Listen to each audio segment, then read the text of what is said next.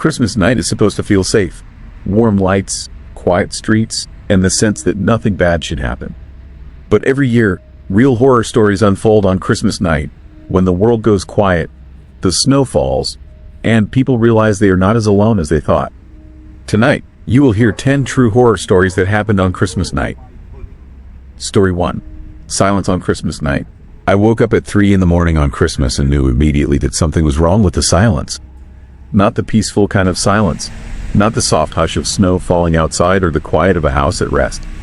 This was different. This was the kind of silence that presses against your ears until you can hear your own pulse. The kind that makes you understand that absence can be more terrifying than presence. My wife Sarah was asleep beside me. I could see her shape in the darkness, the rise and fall of her breathing steady and undisturbed. Down the hall, my parents were in the guest room. They had driven up from Pennsylvania 2 days before, the way they did every year. Everything was exactly as it should have been, except for the silence. I lay there for several minutes, trying to identify what had changed.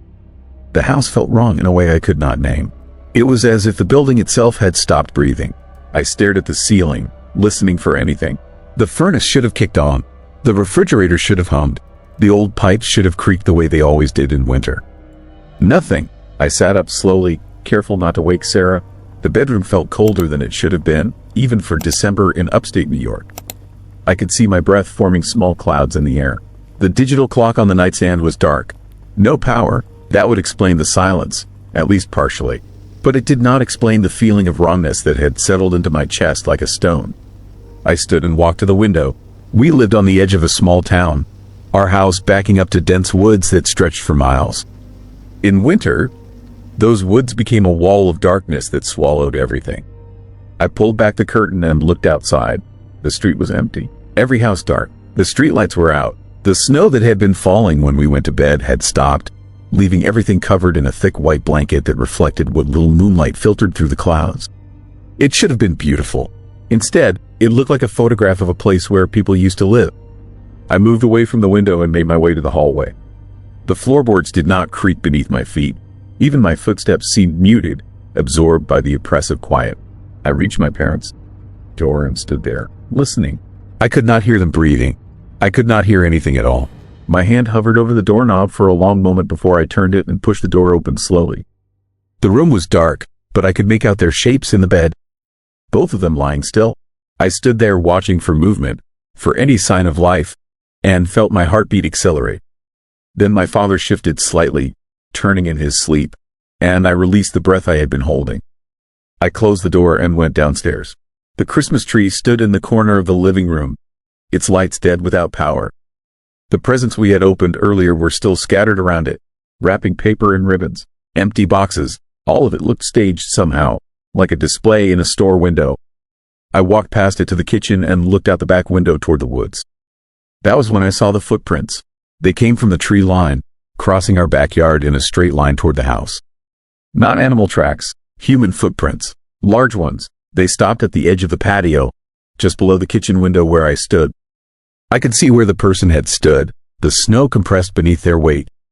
Then the tracks turned and walked along the side of the house, disappearing around the corner. I stood frozen, staring at those prints. Someone had been in our yard recently. The snow had stopped falling hours ago, and these tracks were fresh.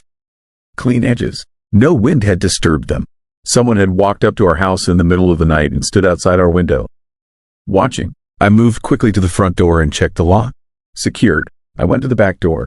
Also locked. I checked every window on the first floor, moving through the darkness with increasing urgency. Everything was locked, but someone had been out there. Someone was maybe still out there. I returned to the kitchen window and looked out again. The footprints had not moved. They remained exactly where they had been, a clear trail from the woods to our house. I tried to think of reasonable explanations. A neighbor checking on us during the power outage. Someone who got lost in the storm. But those explanations felt hollow even as I formed them. No one would walk through the woods in the middle of the night. No one would stop outside this window and just stand there. I decided to wake Sarah. I needed someone else to confirm what I was seeing, to tell me I was not imagining things. But as I turned toward the stairs, I heard it, the first sound since I had woken. A single note, distant and metallic, like a wind chime moving in a breeze that did not exist. I stopped and listened. The sound came again, Then again, a slow, irregular rhythm.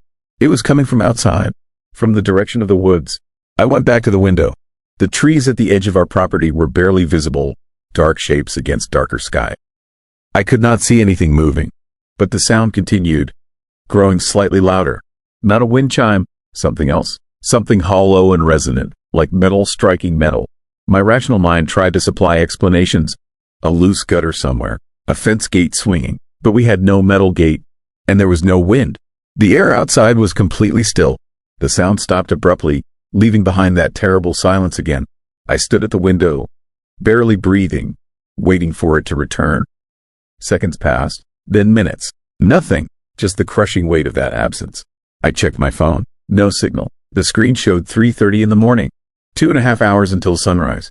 I thought about waking everyone, getting in the car and leaving. But leaving to go where? The roads would be difficult after the snow. And what would I tell them? That I heard a strange sound? That someone walked through our yard? Instead, I went to the living room and sat in the chair facing the front window. I would stay awake. I would watch. If anything else happened, I would be ready. The next hour passed with agonizing slowness. The silence pressed down on everything. No cars passed on the street. No dogs barked. The world felt suspended in a moment between breaths.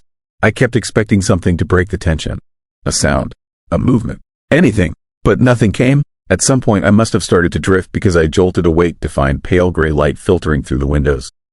Dawn was beginning. I stood quickly, my body stiff from sitting motionless for so long. The power was still out.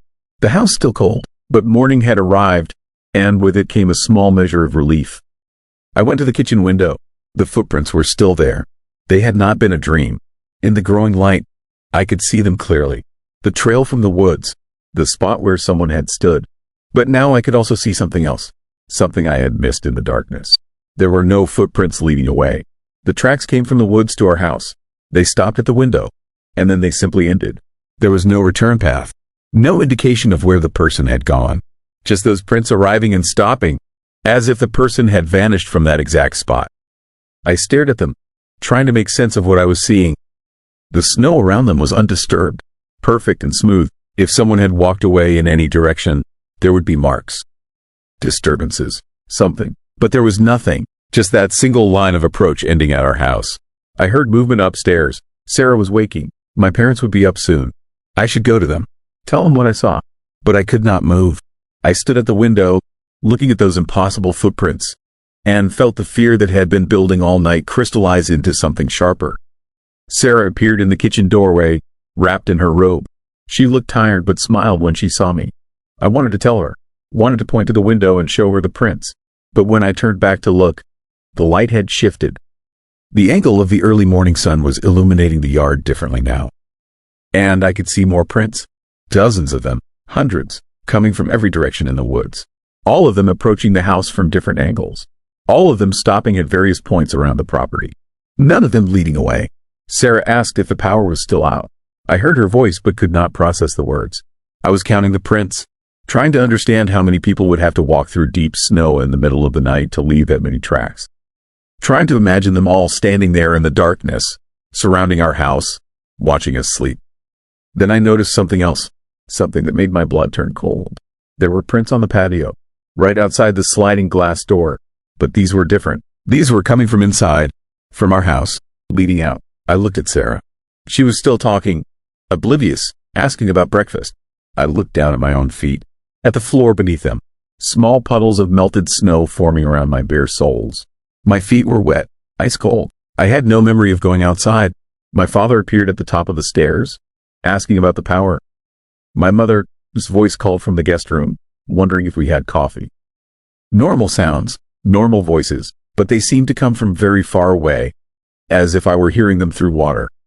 I looked back at the window, at all those footprints surrounding our house, at the ones leading from our door back toward the woods, and I understood with absolute certainty that something had happened during the night. Something I could not remember. Something that had occurred during those hours of silence. Sarah touched my arm, concerned now, asking if I was all right. I nodded, smiled, said I was just cold. The power would come back on soon. Everything would be fine. But I was lying, because I could feel it now. The wrongness I had sensed when I first woke. It was not in the house. It was not in the silence. It was in me, Something had changed, something fundamental, and I had no idea what it was or when it had happened. I spent the rest of Christmas morning going through familiar motions. We found candles, made breakfast on the gas stove. My father called the power company on his phone, which had signal now. They said crews were working on the outage. My mother commented on how peaceful everything was. How quiet. What a nice change from the usual holiday chaos. They could not hear it. The silence beneath the normalcy. The absence that had replaced something essential. I went outside to clear the driveway. The sun was fully up now, and the neighborhood was coming to life.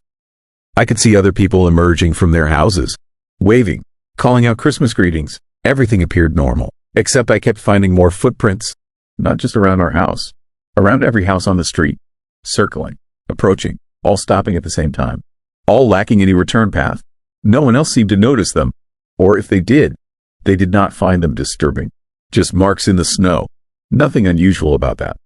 But I noticed, I saw, and as I shoveled, working mechanically, I began to understand that whatever had happened was not limited to our house. It had happened to everyone. The entire street, maybe the entire town. A visitation in the silence. A moment when something came and stood outside and watched. And then something more. Something we were not supposed to remember. The power came back on around noon. The refrigerator hummed to life. The furnace kicked on. The house filled with familiar sounds again. My family relaxed, relieved. The strange night was over. Everything was returning to normal. But I stood at the kitchen window, looking at the footprints that were already beginning to soften in the afternoon sun, and knew that normal was a lie. Whatever normal had been, it was gone now, changed, replaced by something that looked identical but was fundamentally different.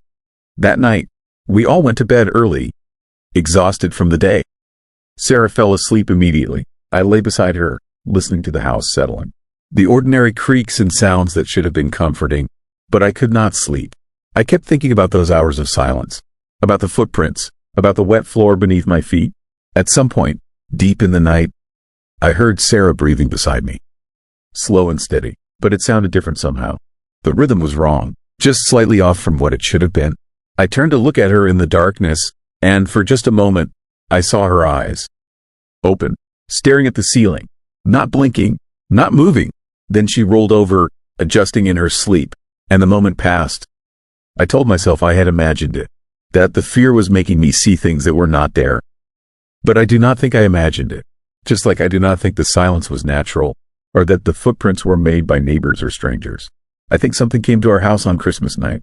I think it came to all the houses. And I think it did not just watch. I think it replaced something. Took something essential and put back something that looks the same but is not.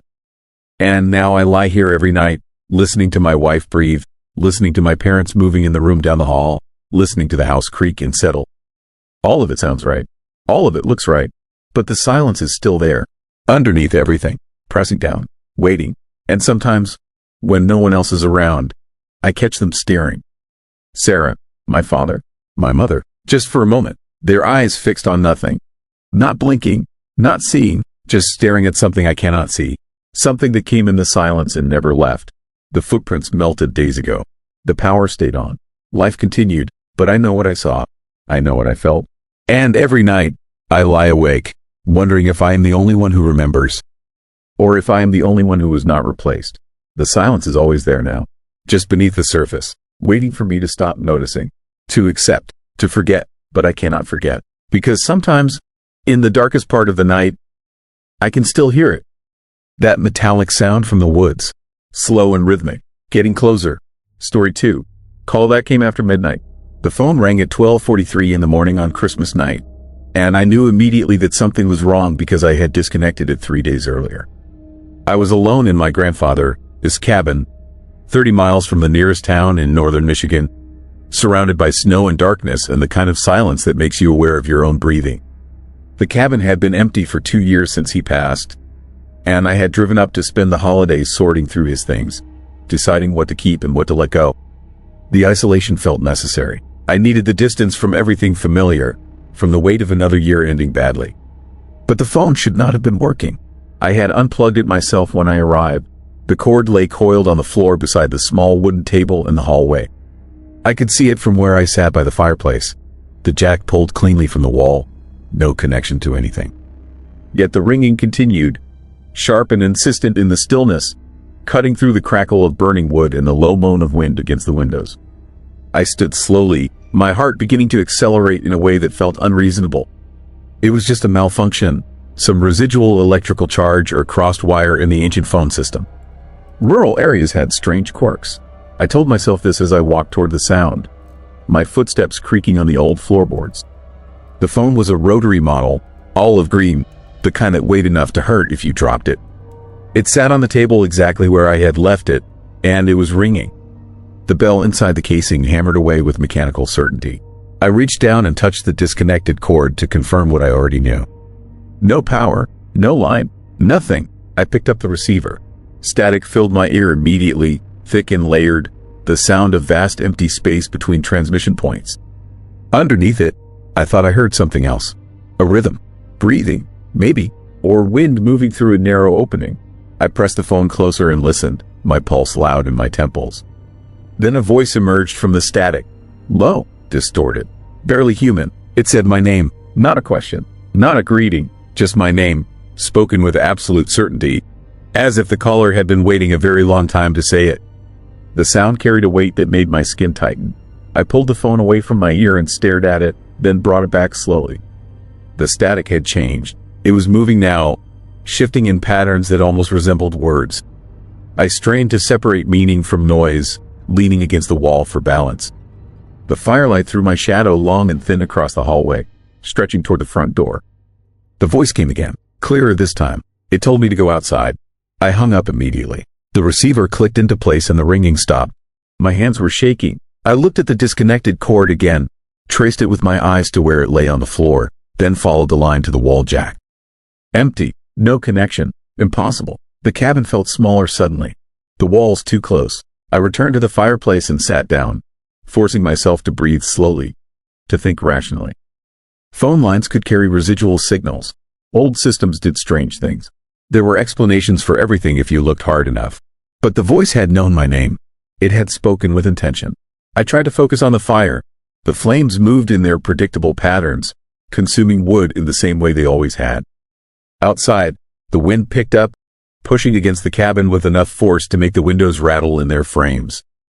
Snow had been falling since evening, heavy and constant, erasing the driveway and covering my truck in a thick white layer that blurred its shape. I was trapped here until morning at least, maybe longer if the storm continued. The phone rang again. This time I did not move. I sat perfectly still and listened to it echo through the cabin, each ring like a hammer striking metal. It went on for a full minute before stopping. Then, in the silence that followed, I heard something else. Footsteps. Not inside, outside, crossing the porch with slow, deliberate weight. The boards creaked under pressure, that specific sound old wood makes when someone walks carefully, testing each step. I stood and moved to the window, staying to the side of the frame, and looked out into the darkness. The porch was empty. Snow covered everything. The railing, the chairs, the small table where my grandfather used to sit and drink coffee in the mornings. Nothing moved, but the footsteps continued. They circled the cabin, moving from the front to the side, passing beneath windows, steady and unhurried. I tracked the sound as it traveled, pressing my face close to the cold glass, trying to see what made it. There was nothing there. The footsteps reached the back of the cabin and stopped. I waited, counting seconds in my head, listening to my own breathing in the fire and the wind. Then I heard a knock. 3 times, knuckles on wood, firm and patient. I did not go to the back door. Instead, I moved to the center of the room and stood there, trying to decide what was real. The isolation was doing something to my mind. It had to be. I had been alone for 3 days, sleeping poorly, eating little, consumed by memories and regret. The human brain created patterns from nothing when it was tired enough. It filled empty spaces with familiar shapes. This was just fear and exhaustion combining into something that felt like danger. The knocking came again, louder this time, more insistent. I walked to the back door and looked through the small window set into its upper half. The porch light was off, but I could see the yard beyond, white and featureless under the falling snow. Nothing stood at the door. No person, no animal, just empty space and darkness and the endless descent of snowflakes. But someone had knocked. I unlocked the door and opened it a few inches, cold air rushing in immediately, stinging my face. The porch was empty. I stepped out carefully, my boots sinking into 2 inches of fresh powder. The cold wrapped around me like something alive. I looked left and right, scanning the tree line 30 yards away, searching for movement or shape. Then I looked down at the porch floor. There were no footprints. The snow lay perfect and undisturbed, covering every surface in a smooth white blanket. No marks leading to the door. No impressions where someone might have stood. Nothing to explain the sound I had heard so clearly just moments before. I backed inside and locked the door, my heart hammering now with real fear. This was wrong. All of it was wrong. I returned to the living room and checked my phone for service. No signal. The storm had taken that away hours ago. I was completely alone, cut off from everything, with something outside that made sounds without leaving traces. The phone rang again. I stared at it from across the room, watching it shake slightly with each ring. Then I walked over and picked it up, not because I wanted to hear what was on the other end, but because not knowing felt worse. The static was different this time, deeper. It moved in waves, rising and falling like breathing. I listened for a long time, waiting for the voice to return. When it finally came, it was so quiet I almost missed it. It said I should not have come here. I asked who was calling. My voice sounded thin and distant, not like my own. The static surged, then dropped away completely, leaving perfect silence on the line. In that silence, I heard something that stopped my breathing. Music, faint and distorted, barely audible, but unmistakable. A Christmas carol, the same one my grandfather used to play on his old record player. The vinyl scratched and warped from decades of use. I had not heard that recording in years. It had been lost or thrown away after he died. But now it played through the phone, crackling with age, the melody warped and slow. I hung up and stood there, staring at nothing, trying to process what was happening. The cabin felt different now. The shadows in the corners seemed darker. The fire burned but gave no comfort. I could feel the isolation pressing down on me, the weight of empty miles in every direction. Then I smelled something, cigarette smoke. My grandfather's brand. Unmistakable. I had not smelled it in 2 years, but I recognized it instantly. It drifted through the cabin like a memory made physical, coming from somewhere behind me. I turned slowly, following the scent to the hallway. A figure stood at the end of it, tall and thin and perfectly still, outlined by darkness, its features obscured. It did not move, did not speak. It simply stood there, watching me with an attention that felt ancient and patient. I could not move, could not think. The fear that filled me was absolute, erasing everything else. Then the phone rang again, and when I looked away for just a second, the figure was gone. I ran to the front door and threw it open, stumbling into the snow, needing to be outside, needing space and air and distance from whatever was inside. The cold hit me like a wall, but I did not care. I stood in the driveway, sinking into snow up to my knees, and looked back at the cabin. Every light was on. I had not turned them on. The windows glowed warm and yellow, and through them I could see movement. Shadows crossing from room to room. Multiple shapes. A gathering of things that should not exist. I stayed outside in the darkness and the cold and the falling snow, watching my grandfather's cabin fill with presences I could not explain, and I understood finally that I was not alone out here. I had never been alone. The phone's ring drifted out through the open door, patient and eternal, waiting for me to answer one more time. Christmas night has a way of amplifying silence. Story 3. Snow that doesn't stop. I noticed it around 3 in the morning.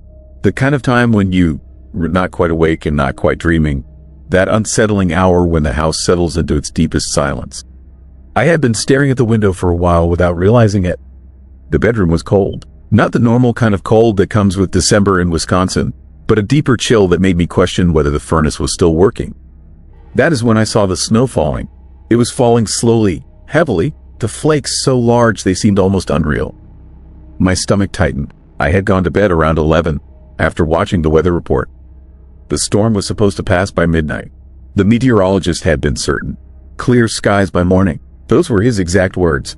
But there it was, snow still coming down in that darkness, accumulating against the black glass in a way that felt wrong somehow. I told myself it was just a squall. One of those sudden bursts that happen in winter, the kind that catches you off guard. Nothing to worry about. I pulled the blanket higher and tried to go back to sleep. But I could not stop thinking about that snow. The way it was falling straight down, not drifting, not being pushed by wind. Just falling, perfectly vertical, endlessly. The clock on the nightstand read 3:42. Morning came slowly. The light outside was strange, a deep gray that pressed against the windows like something alive.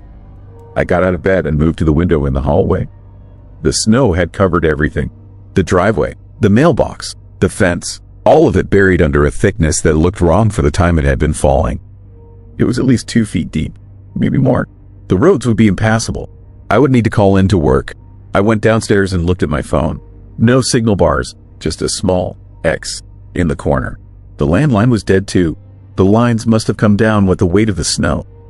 It happened. It was winter. These things happen. I made coffee and sat in the kitchen, watching the snow continue to fall through the window above the sink. It was falling the same way it had been falling at 3 in the morning.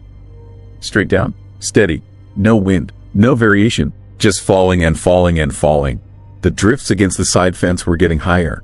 I could see them rising as I watched, the line creeping up the wooden posts inch by inch. By noon, it was halfway up the fence. By 2, it was above the fence, burying it completely. I thought about my neighbor, Dale, who lived about a quarter mile down the road. I had not seen him since October. His place sat alone on the other side of a thick stand of pines. The snow was coming down so heavily now that I could not even see the tree line. Just whiteness, infinite whiteness pressing against the glass. The temperature inside was dropping. I checked the thermostat. It was set to 68, but the air I was breathing felt much colder. My breath was beginning to show as small clouds. I went to the basement to look at the furnace. It was running, the flame was on, but something was wrong with how it was working. The cycling seemed off somehow. It would run for a few minutes, then cut off, then run again. Like it was struggling against something, like it was tired. I went back upstairs and opened the door to the front porch. The snow had drifted up against the door so high that it spilled onto the living room floor. The wind picked it up and threw it in my face, 1,000 tiny stings of ice. I tried to step out, but the snow was thick and heavy and cold in a way that seemed to go deeper than any cold I had ever felt. My legs sank to my thigh. I pulled myself back inside and shut the door. The snow was falling harder now. Or maybe I was just more aware of it. The entire world had become snow. There was nothing else. Nothing but white and cold and that endless, falling silence. I could not hear anything. No cars, no wind, no birds, just the sound of snow touching glass, a soft, persistent whisper that filled the house like white noise. I turned on the television to check the weather. The cable was out. I tried the radio. Static. The weather band only gave static too. I was not sure how long the internet had been out, but when I picked up my laptop, there was no connection. No network visible. The walls of whiteness outside had severed me completely. By 5 o'clock, I could not see past the window anymore. The snow had risen against the glass so high that it was only daylight coming through the upper panes, and that light was growing dimmer as the afternoon collapsed toward evening. The kitchen was almost dark. I turned on the overhead light, and it seemed to make everything colder. I had to do something. I could not just sit in this house and watch it fill with snow. I would need to clear the door. I gathered the snow shovel from the garage and the heavy winter coat that hung by the back entrance. The coat was stiff with age. I had bought it 5 years ago and only wore it a few times. It felt unfamiliar on my body, like something that belonged to someone else. The back door was worse than the front. The drift was nearly 5 feet high. It took me almost 30 minutes to clear a path. Working in that thick, suffocating silence, my breath clouded and cold in the dead air. The snow did not feel like normal snow. It was too wet, too heavy. It clung to the shovel and to my clothes, and it was so cold that my hands began to go numb even inside the gloves. When I finally pushed through enough snow to see the backyard, I stopped. The world was completely white, completely flat. The trees that had once defined the edge of my property were gone. Erased. The ground itself seemed to have risen, or the snow had. I could not tell the difference anymore. Everything had merged into a single, endless plane of white that stretched away into a darkness that might have been distance or might have been the coming night. I was not sure how long I stood there, shovel hanging at my side, looking out at that nothing. But at some point I realized I was shaking, and not from the cold. I went back inside and locked the door. Inside was warmer, but only slightly. The furnace had stopped running. When I checked the thermostat, it was already down to 58 degrees. I tried the basement again. The furnace was on, but the burner was barely lit, just a small, weak flame that seemed to be struggling to hold on. The problem was not mechanical. There was nothing broken that I could see. It was as though the furnace itself had lost the will to work properly. I gathered blankets and pillows and moved into the living room. It was the smallest room on the ground floor, and it would hold heat better. I built a kind of nest on the sofa and turned on the fireplace, though we rarely used it. The pilot light took 3 tries to catch.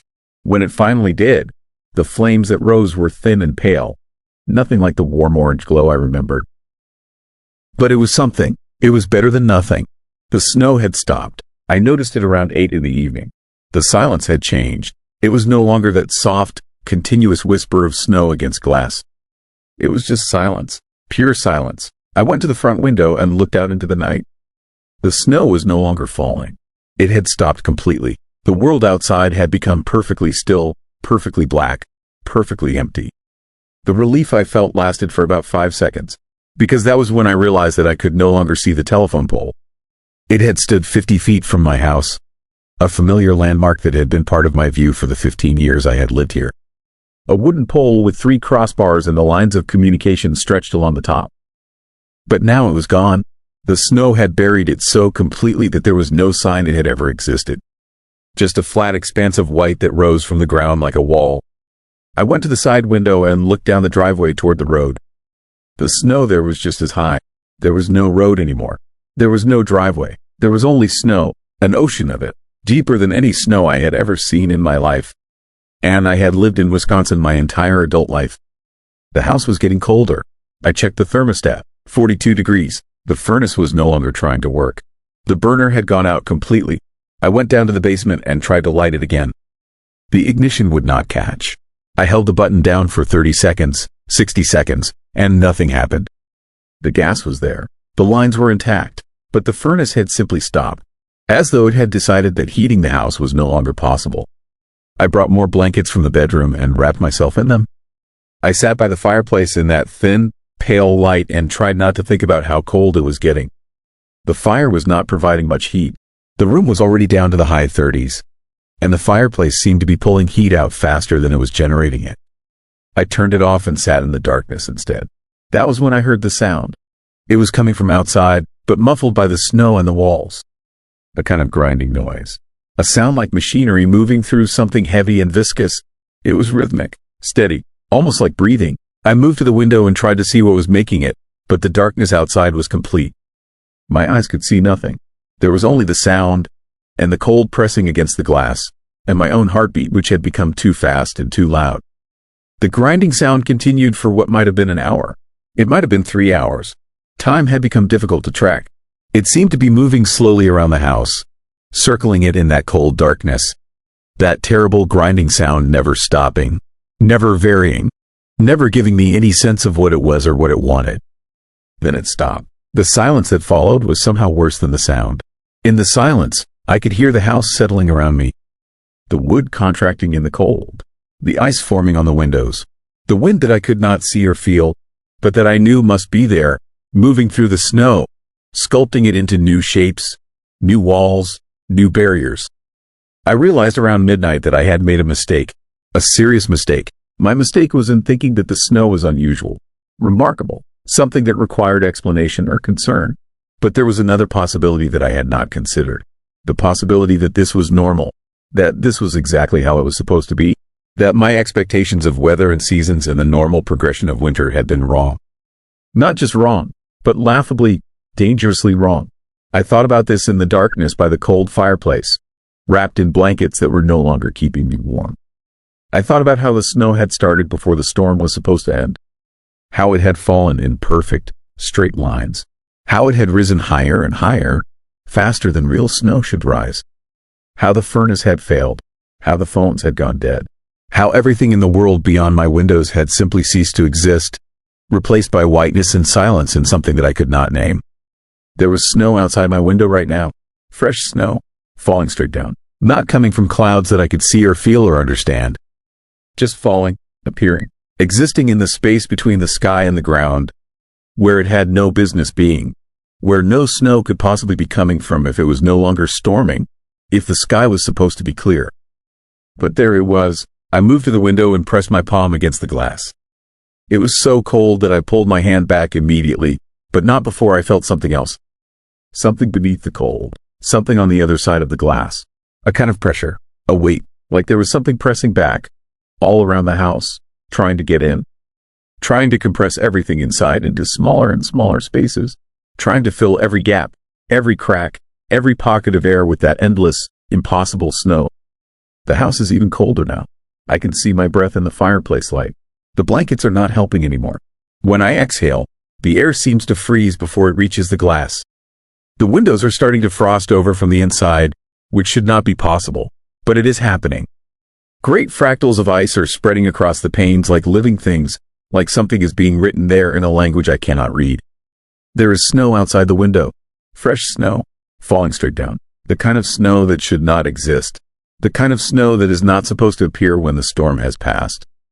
The kind of snow that suggests something about my understanding of the world has been fundamentally wrong. I do not think that snow is going to stop. I do not think the temperature is going to rise. I do not think help is coming. I do not think the world outside is still there anymore, if it ever was. And I am becoming less certain that I am still me, sitting here in this darkness, wrapped in blankets that are no longer warm, watching snow fall from a sky that may no longer exist. The cold is inside me now. It has moved past my skin and into the deeper parts, into the places where thinking happens, into the places where understanding happens.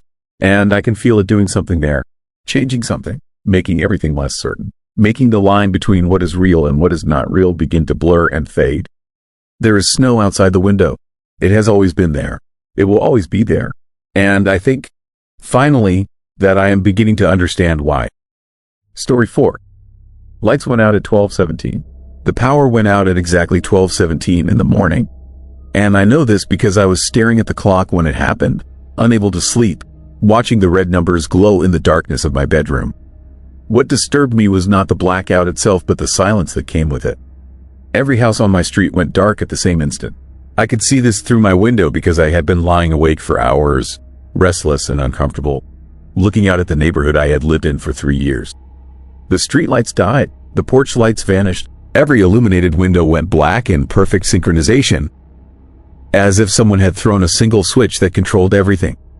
The silence was absolute. No hum of electricity, no distant traffic, no wind, just a stillness so complete it felt like the world had stopped moving. I sat up in bed and listened to my own breathing, feeling the darkness press against me like something physical. My house sat at the end of a cul-de-sac in a development built 10 years ago on the outskirts of a small town in upstate New York. 40 homes, all identical, arranged in neat rows separated by young trees and frozen lawns. In winter, the isolation felt heavier. The cold kept people inside. The snow muffled everything. I reached for my phone on the nightstand. No service. The screen glowed uselessly in my hand, showing full battery but no connection to anything beyond these walls. I tried the lamp beside my bed. Nothing. I stood and moved through my house in complete darkness, testing switches as I went, confirming what I already knew. The power was gone everywhere. In the kitchen, I looked out the window at my neighbor's house 20 feet away. Dark and still. No movement. No candles appearing in windows. No flashlights bobbing through rooms. Everyone seemed to be sleeping through this, unaware or unconcerned. But I could feel something wrong in the air, something that had nothing to do with a simple power outage. I found my emergency flashlight in the drawer beside the sink and clicked it on. The beam cut through the darkness, illuminating familiar objects that suddenly looked strange and misplaced. I moved to the front door and opened it, stepping out onto my porch in bare feet and sweatpants, feeling the cold concrete beneath me. The neighborhood was invisible. The darkness was so thick I could barely see the outline of the house across the street. No stars, no moon, just black emptiness above and around me, as if my street existed now in a void separated from everything else. I swept the flashlight beam left and right, watching it disappear into nothing after 20 feet. Then I heard the sound. Footsteps, multiple sets, walking in unison, coming from somewhere in the darkness beyond my vision. They moved with steady rhythm, unhurried, the sound of boots on pavement echoing in the stillness. I pointed my flashlight toward the noise, but the beam revealed nothing. Just empty street and darkness. Yet the footsteps continued, growing neither louder nor softer, maintaining the same distance, circling somewhere out there in the blackness. I stepped back inside and locked the door, my heart beginning to accelerate. This was just fear doing what fear does, I told myself. Creating threats from nothing, manufacturing danger in the absence of information. A winter storm had probably taken out a power line. The footsteps were just someone checking on the situation, maybe a neighbor or a utility worker. Perfectly normal explanations existed for everything. But I did not believe this. I moved through my house to the back door and looked out at the yard. My flashlight showed the fence, the dormant garden beds, the tool shed against the back corner. Everything appeared normal. Then the beam caught something that made me freeze. Footprints in the snow, fresh ones, leading from the tree line at the edge of my property toward my house. Stopping just outside the back door, I pressed my face against the glass and angled the flashlight to see better.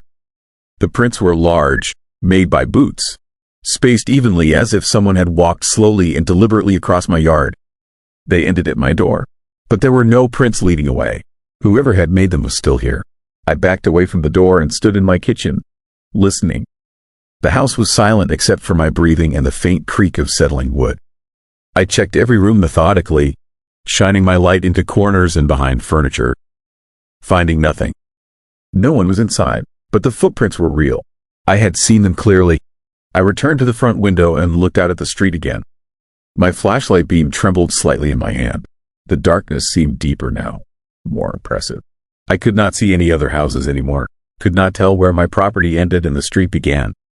It felt like my home had been transported somewhere else entirely, dropped into an empty space where nothing else existed. Then I saw a figure. It stood in the middle of the street, just at the edge of my flashlight's range.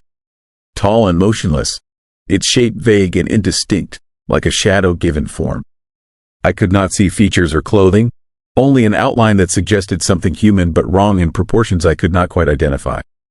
It did not move, did not react to my light. It simply stood there, watching my house. I killed the flashlight immediately and stepped away from the window, my pulse hammering in my ears. The fear that filled me was primal and overwhelming.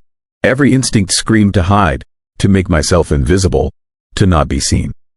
I crouched below the window frame and waited, counting seconds, trying to control my breathing. When I looked again, the figure was gone. I searched the street with my light, sweeping it back and forth, finding nothing. Just empty pavement and darkness. But I knew what I had seen.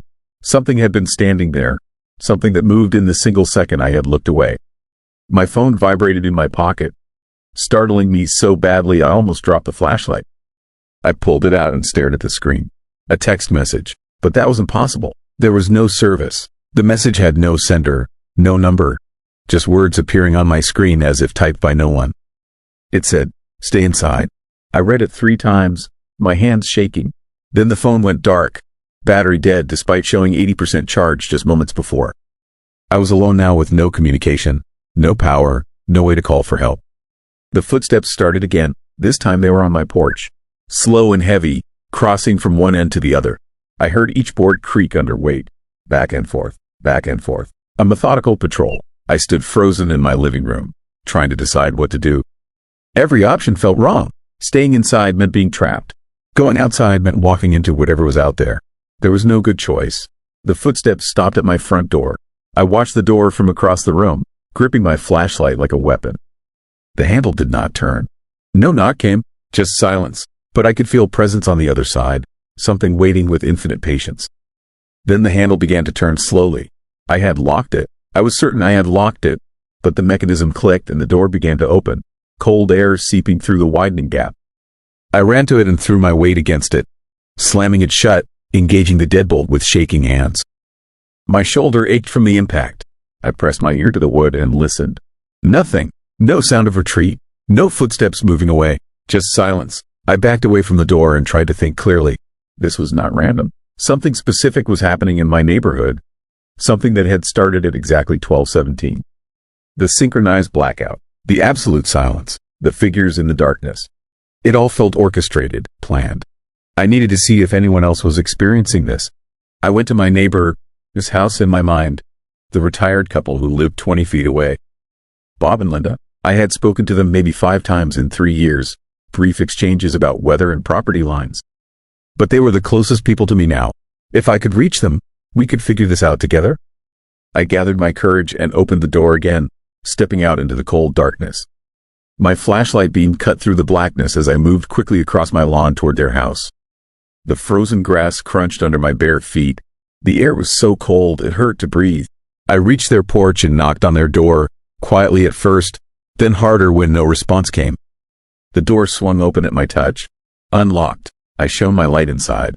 Their house was empty. Not just empty of people. Empty of everything. No furniture, no pictures on walls. No signs anyone had ever lived there. Just bare rooms and dust and the smell of abandonment.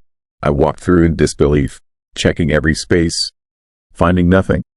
This was impossible. I had seen them just yesterday, carrying groceries from their car, waving as they went inside. I left their house and tried the next one. Same result. Empty. Then the next. Empty. I moved faster now, desperate, checking house after house down the street. All of them unlocked. All of them abandoned. Rooms stripped of life, as if no one had lived in this neighborhood for years. But I had seen people. I knew they were here. This was not an abandoned development. This was an active community with families and retirees and young professionals. I knew their faces even if I did not know their names. I stood in the middle of the street, turning in circles, shining my light at the dark houses surrounding me. The terror building in my chest was suffocating. I was alone, completely alone. Everyone else was gone, had always been gone, and somehow I had not noticed until this moment. Then I saw them. Figures emerged from the darkness between houses. Dozens of them, tall shadows moving with synchronized steps, converging on the street from every direction.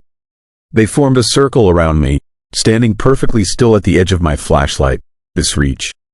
I could not see their faces, could not determine if they were human or something else. They just stood there, watching, waiting. My flashlight flickered and died. In the absolute darkness, I heard them begin to move closer. Their footsteps synchronized, patient, inevitable. I ran blindly toward where I thought my house was, hands outstretched, feeling for the porch, finding the door, stumbling inside and slamming it behind me. I collapsed against the door, gasping, trembling. Outside, the footsteps continued. They circled my house now, dozens of feet moving in rhythm, around and around, never stopping. I crawled to the center of my living room and sat there in complete darkness, listening to them patrol.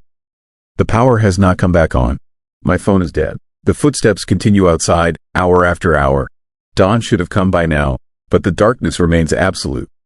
I sit here in the middle of my empty house in my empty neighborhood. And I finally understand. The lights went out at 12:17, and I think they are never coming back on. When routines break on a holiday, fear feels closer. Story 5. Footprints on Christmas morning. I woke up to a silence that did not feel like silence. It felt like the silence before something terrible happens. The kind of quiet that fills a room when everyone has stopped breathing at the same time. The kind of darkness that comes not from the absence of light but from the presence of something heavier.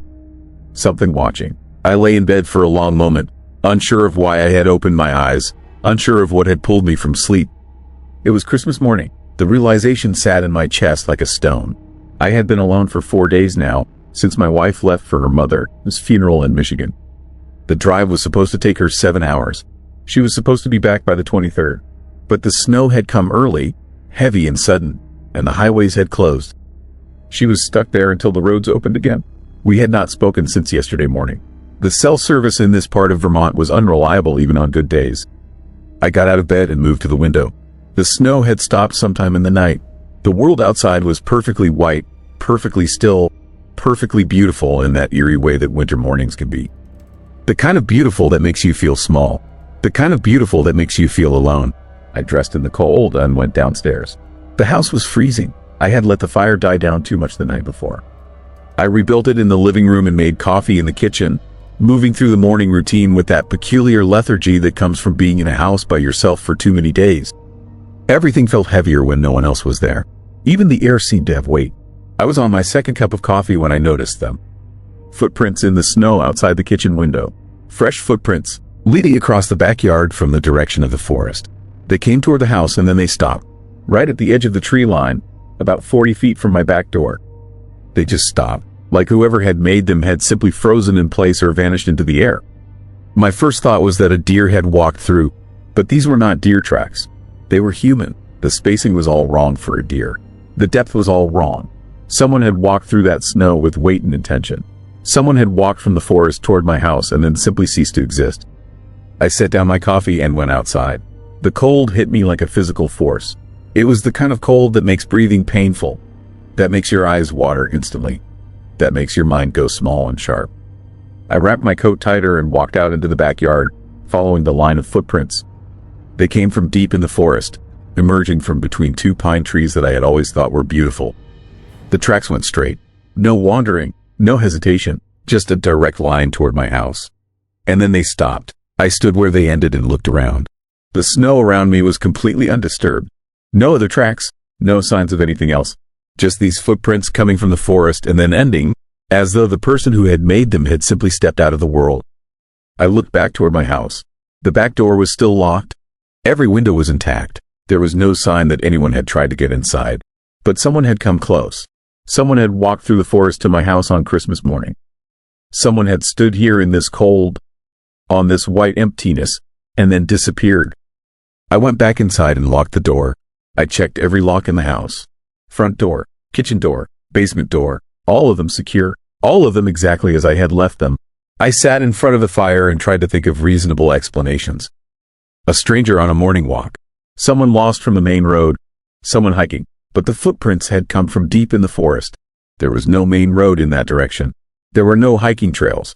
There was nothing but trees and snow and darkness stretching back for miles. I tried calling my wife again.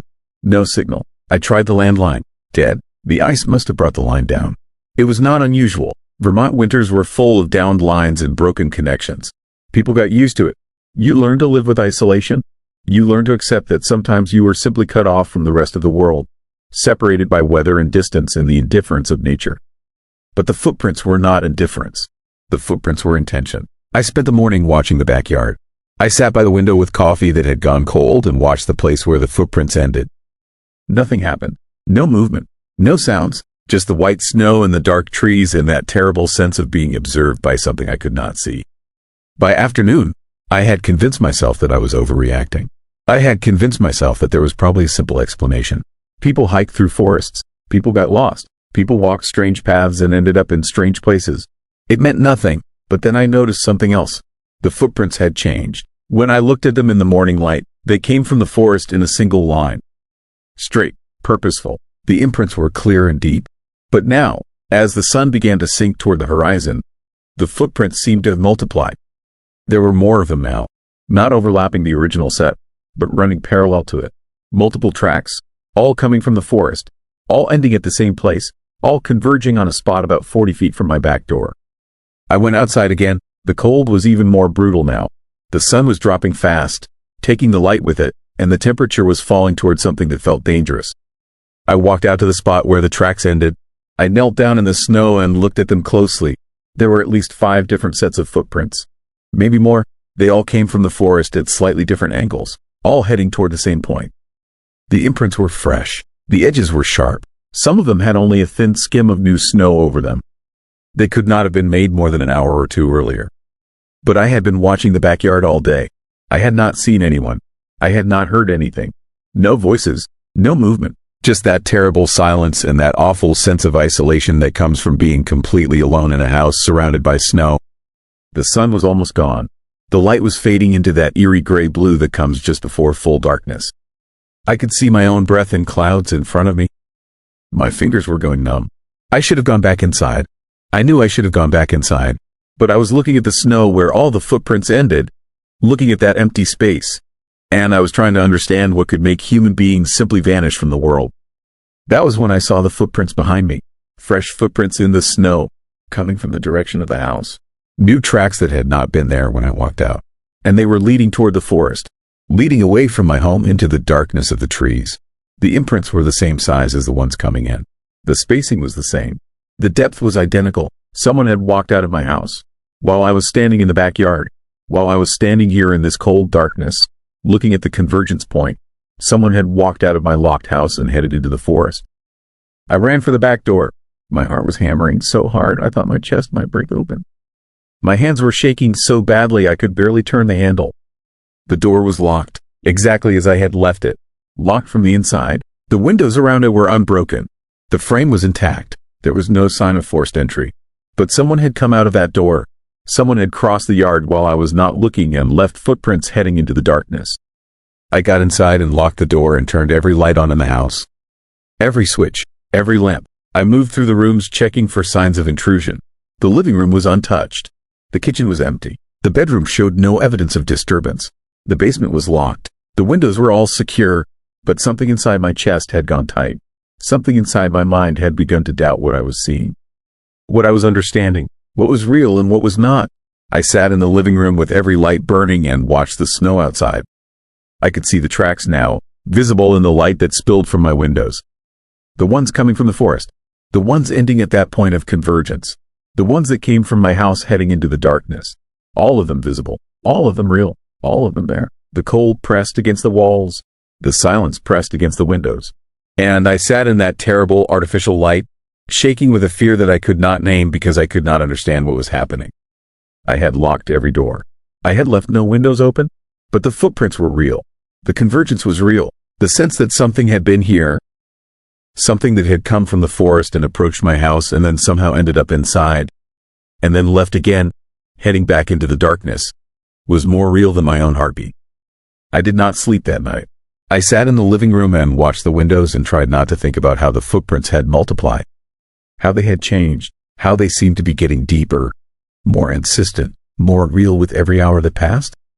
By midnight, they had covered the entire backyard, crisscrossing patterns, dozens of them, hundreds maybe, all converging on that point, all heading into the forest, all leading nowhere that I could follow. By 3 a.m, I realized that I could not see past the snow anymore. It had covered the windows so completely that the light from the house could barely penetrate an inch into the darkness beyond. The world outside had become opaque, unknowable. I could not see what was there. I could not see what was coming. I could only sit in the light and wait. The footprints on the inside of the windows appeared around 4 a.m. Small handprints at first, then footprints, then larger impressions, all of them on the inside of the glass. The frost had formed in such a way that I could see the shape of them. Palms, feet, fingers spread wide, like something was pressing against the glass from inside the house, like something was touching the windows from rooms I had not entered. I went to the basement door. It was locked. I unlocked it and went down into the darkness, moving slowly, my hand shaking as I reached for the light switch. The basement was exactly as I had left it. Empty, cold, undisturbed. There was nothing there. Nothing at all. But when I went back upstairs, there were more handprints on the windows. More footprints on the inside of the glass. More impressions of things that had been in the house while I was not looking. More evidence of something that could not be there but was. I called out. My voice sounded wrong in the silence.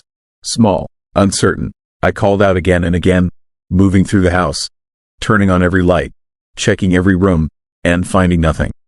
But the handprints kept appearing.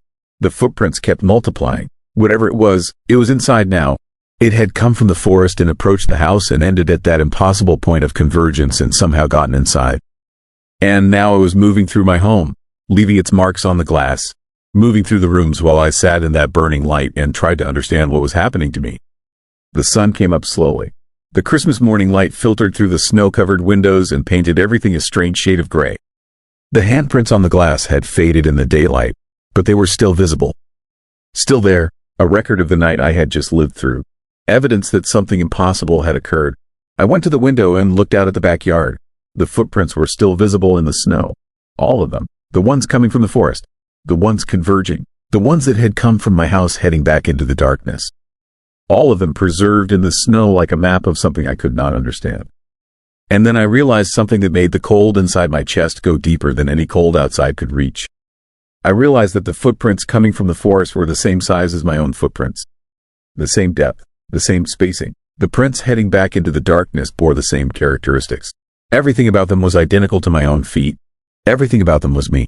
I looked down at my feet, at the boots I was wearing. The same boots that had made those tracks when I walked out into the cold darkness the night before. The boots that had walked into the forest. The boots that had converged with other versions of themselves at that impossible point. The boots that had come back out of the darkness and walked toward the house. The boots that had been inside while I sat watching the windows. The boots that had pressed palms against glass from rooms where I had been alone. The footprints in the snow on Christmas morning are still there. I can see them from every window in the house. They have not melted. The snow has not covered them. They have simply remained, exactly as they were, a perfect record of all the versions of me that walked from the forest toward this house. All the versions that converged at that point where logic ends and something darker begins.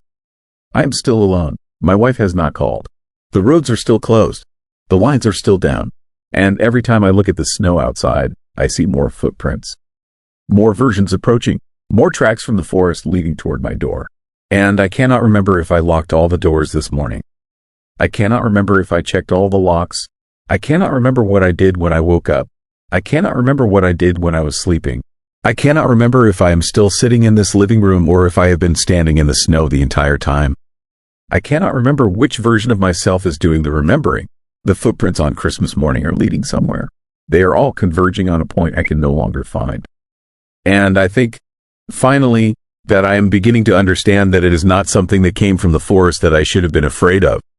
It was always me. Story 6. House that never lit. I noticed it on the 16th of December, around the time when the neighborhood was starting to show its Christmas lights. The kind of detail that most people probably would not have caught. The kind of thing that sits in your mind for a moment and then dissolves into nothing. But I caught it. I noticed that the Kellerman house, the property 3 doors down on the opposite side of the street, had no lights. Not a single one. Every house on our street had begun its transformation into something festive and bright. The Hendersons next door had covered their entire front with white icicle lights. Across the street, the Martinez family had put up a wreath on their door and a string of colored bulbs along the roofline. Even the older houses at the end of the block, the ones where people did not usually bother much with decorations, had at least a single strand of lights or a candle in a window. But the Kellerman house sat in complete darkness. I did not know much about the Kellermans. They had moved in sometime in the spring. I had seen them maybe 3 times. A man and a woman, both of an indeterminate age, neither particularly friendly nor unfriendly. The kind of neighbors you acknowledge with a wave but never quite interact with. We had exchanged no words, no conversations, no recipes or borrowed tools or friendly advice. Just the basic acknowledgement that 2 families lived near each other but in separate worlds.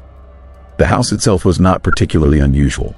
A colonial style, painted a dark gray, with black shutters and a long driveway that curved into the woods behind. It was set back from the road further than most of the houses on our street, separated by a thick stand of oak and pine trees that made it feel more isolated than its actual distance suggested. During the summer, you could barely see the house through the green. But now, with the leaves gone, it sat visible and dark and utterly without light.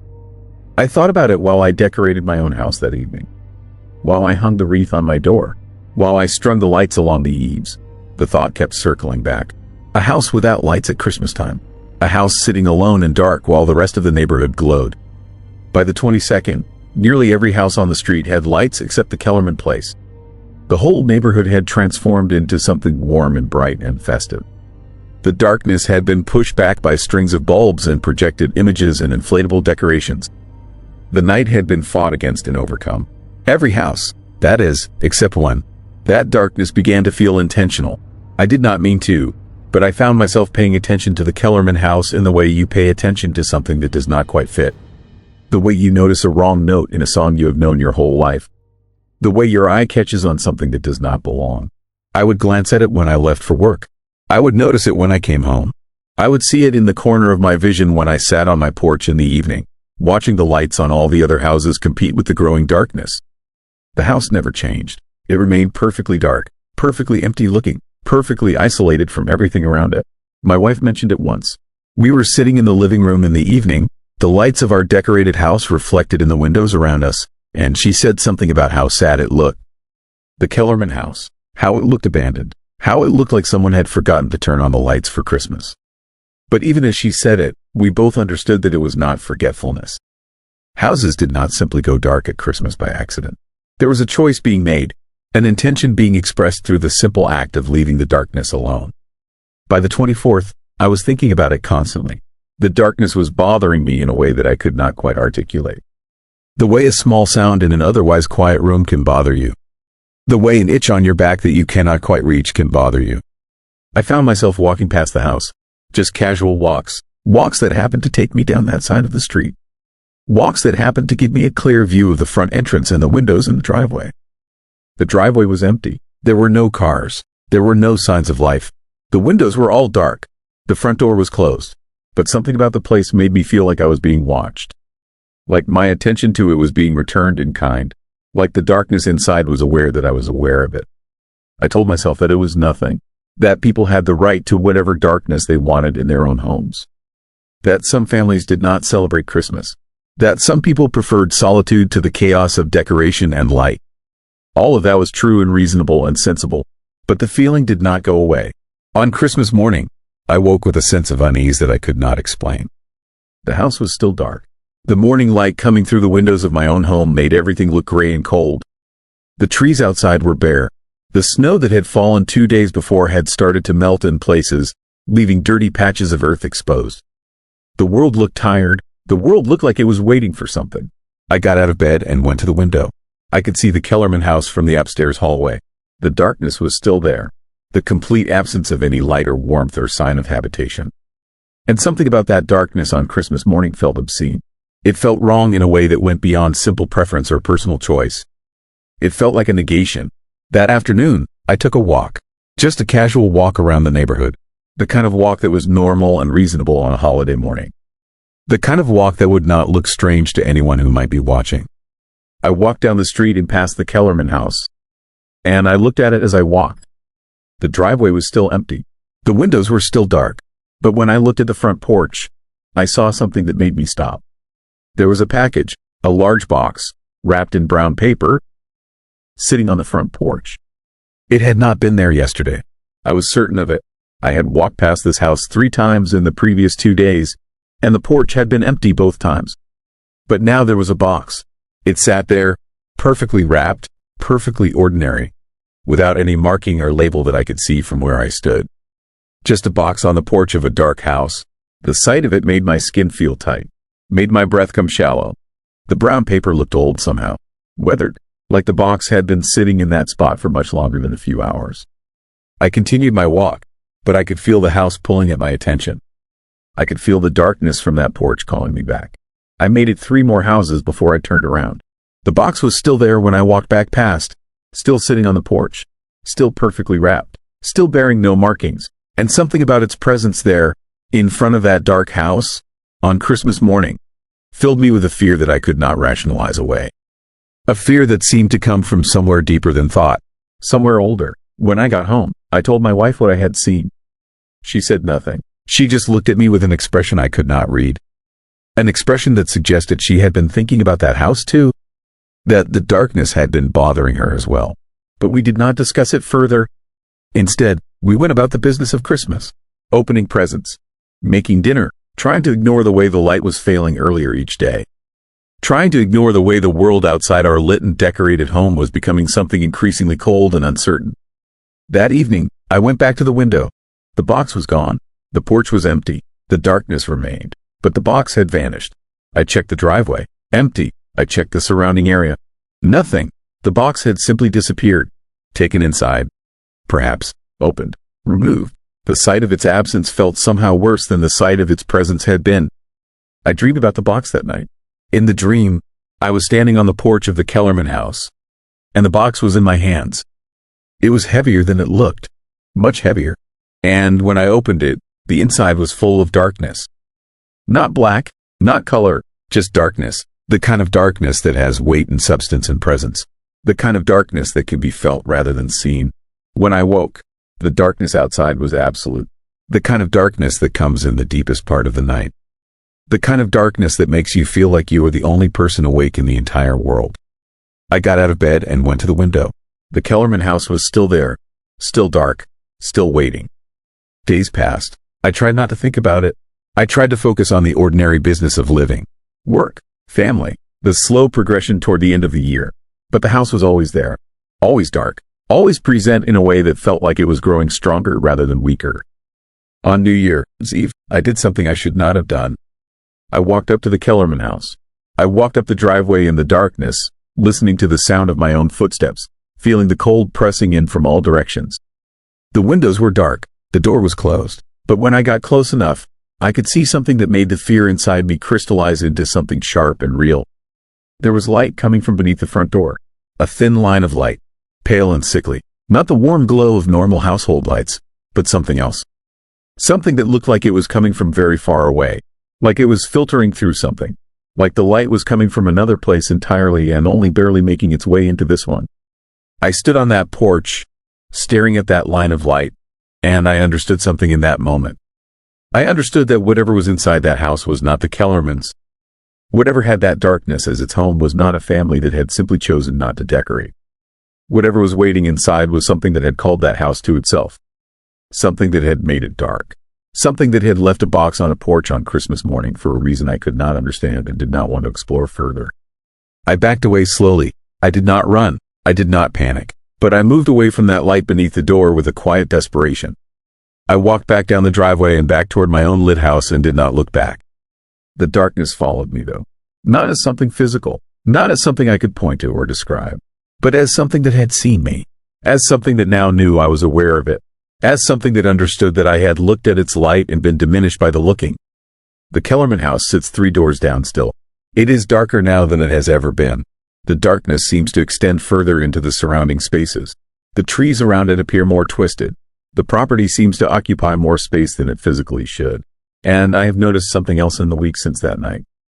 The lights on the houses nearest to the Kellerman place have started to fail. Not all at once, not in any obvious pattern, but one by one. Bulbs have burned out and not been replaced. Windows have gone dark. The festive quality has been draining away from the neighborhood in a way that feels deliberate. As though the darkness from that one house is slowly reaching out and touching everything around it. I have not been back to my window in days. I have stopped looking at that house. I have tried to ignore the way the light in my own home feels thin and uncertain. I have tried to pretend that the box on the porch never happened. That the light beneath the door was not real. That whatever I felt when I stood in that darkness was just the product of my own fear and overactive imagination. But I know better now. I know that darkness does not need electricity to exist. I know that some houses choose their nature. And I know that some things, once you have seen them, cannot be unseen. The door opened this morning. Just slightly, just enough that I could see that line of pale light again, even from my own house. And I thought I heard something, a sound like someone calling, like someone asking me to come back, like something that had been waiting all this time wanted to show me something more. I did not answer. I will not answer, but I know it is still waiting. I can feel it from here. I can feel the weight of that darkness pressing against the windows of my lit home. I can feel how patient it is, how thorough, how inevitable. The neighborhood is much quieter now, much darker, and I think, finally, that I understand what was in that box. I think I understand why it was left on a porch on Christmas morning. I think I understand that some darkness does not need to move or speak or act in any obvious way. Some darkness simply has to exist, and then it spreads, one house at a time, one window at a time, one person at a time, until the entire world is dark. Familiar sounds can become unsettling when they change. Story 7. Window I never opened. The fear started when I realized every door in my house was locked from the inside, but the window in the spare bedroom was wide open to the winter night. I had been living alone in the rental house for 3 months. A small place outside of Bozeman, Montana. Single story, 2 bedrooms. It sat at the end of a gravel road with nothing but snow-covered fields stretching in every direction. The isolation had seemed peaceful when I signed the lease. A chance to clear my head after the divorce. A place to think without noise or distraction. That night, I came home from the grocery store just after dark. The temperature had dropped to somewhere near 0. My breath clouded the air as I carried bags from the car to the front door. I remember fumbling with the key, pushing the door open, stepping into the warmth. I set the bags on the kitchen counter and went to turn up the heat. That was when I felt the cold air moving through the house. Not the normal draft from poor insulation. This was a steady stream of freezing air flowing from the hallway. I followed it to the spare bedroom. The door was closed. I opened it and saw the window standing completely open. Curtains billowing inward. Snow had blown onto the floor beneath the sill, creating a small drift on the carpet. I stood there staring at it. I had not opened that window. I had not been in that room for days. Maybe a week. I used it for storage. Boxes I had not unpacked. Furniture I did not need. There was no reason for me to go in there, let alone open the window in the middle of winter. I walked over and closed it, locked it. The latch was stiff, difficult to move. It required real effort to secure, not something that could happen accidentally. I checked the frame. No damage, no sign of forced entry. The window had simply been opened from the inside. I went through the entire house after that, checking every door, every window. Everything was locked. The front door had been locked when I arrived. The back door was secured with a deadbolt. All the other windows were latched tight. Only that one window in the spare bedroom had been open. I tried to think of logical explanations. Maybe I had opened it earlier and forgotten. but I could not remember doing it. And the cold air had been flowing through the house as if the window had been open for hours. Since before I left for the store, maybe longer, the unsettling feeling that settled into my chest did not fade. I put away the groceries, made dinner, tried to convince myself it was nothing, that I had simply forgotten opening the window. That isolation was making me paranoid, but the feeling remained, a quiet certainty that something was wrong. That night I lay in bed unable to sleep. The house was silent except for the wind outside. I kept thinking about the window, about the lock that required force to open, about the snow that had drifted inside. I got up twice to check the spare bedroom. Both times the window was still closed, still locked. But I could not shake the sense that something had changed in the house, that I was not alone anymore. The next morning, I woke to find the window open again. I had checked it before going to bed. I was certain of that. The memory was clear, but when I walked past the spare bedroom on my way to the kitchen, I felt the cold air, saw the door standing slightly open, and when I pushed it wide, there was the window, open, snow on the floor, curtains moving in the freezing wind. My heart was pounding as I closed it again, locked it again. This time I stood there for several minutes, staring at the latch, making sure it was secure. Then I searched the room, looking for any explanation, any sign of how this could be happening. I found nothing, just my boxes, old furniture, dust. I called the landlord. He was an older man who lived in town. He sounded confused when I explained the situation, said the house had been empty for 2 years before I moved in. No problems, no complaints from previous tenants. He offered to come out and look at the window, but I told him I would handle it. I did not want to sound crazy, did not want to admit that I was starting to feel genuinely afraid of a window that kept opening itself. After hanging up, I went to the hardware store, bought a small security camera, the kind you can monitor from your phone. I installed it in the spare bedroom, angled to cover the window. If something was happening, I would have proof, evidence, something concrete to show I was not losing my mind. For the rest of that day, I checked the camera feed obsessively. Nothing changed. The window remained closed. The room stayed empty. But the dread in my chest only grew stronger. I could not focus on anything else. Could not stop thinking about what I might see on that camera. Night came again. I forced myself to go to bed, to try to sleep, but I kept my phone next to me, checking the camera every few minutes. The feed showed the same static image. Window closed, room dark, nothing moving. At 2 a.m, I checked again and felt my stomach drop.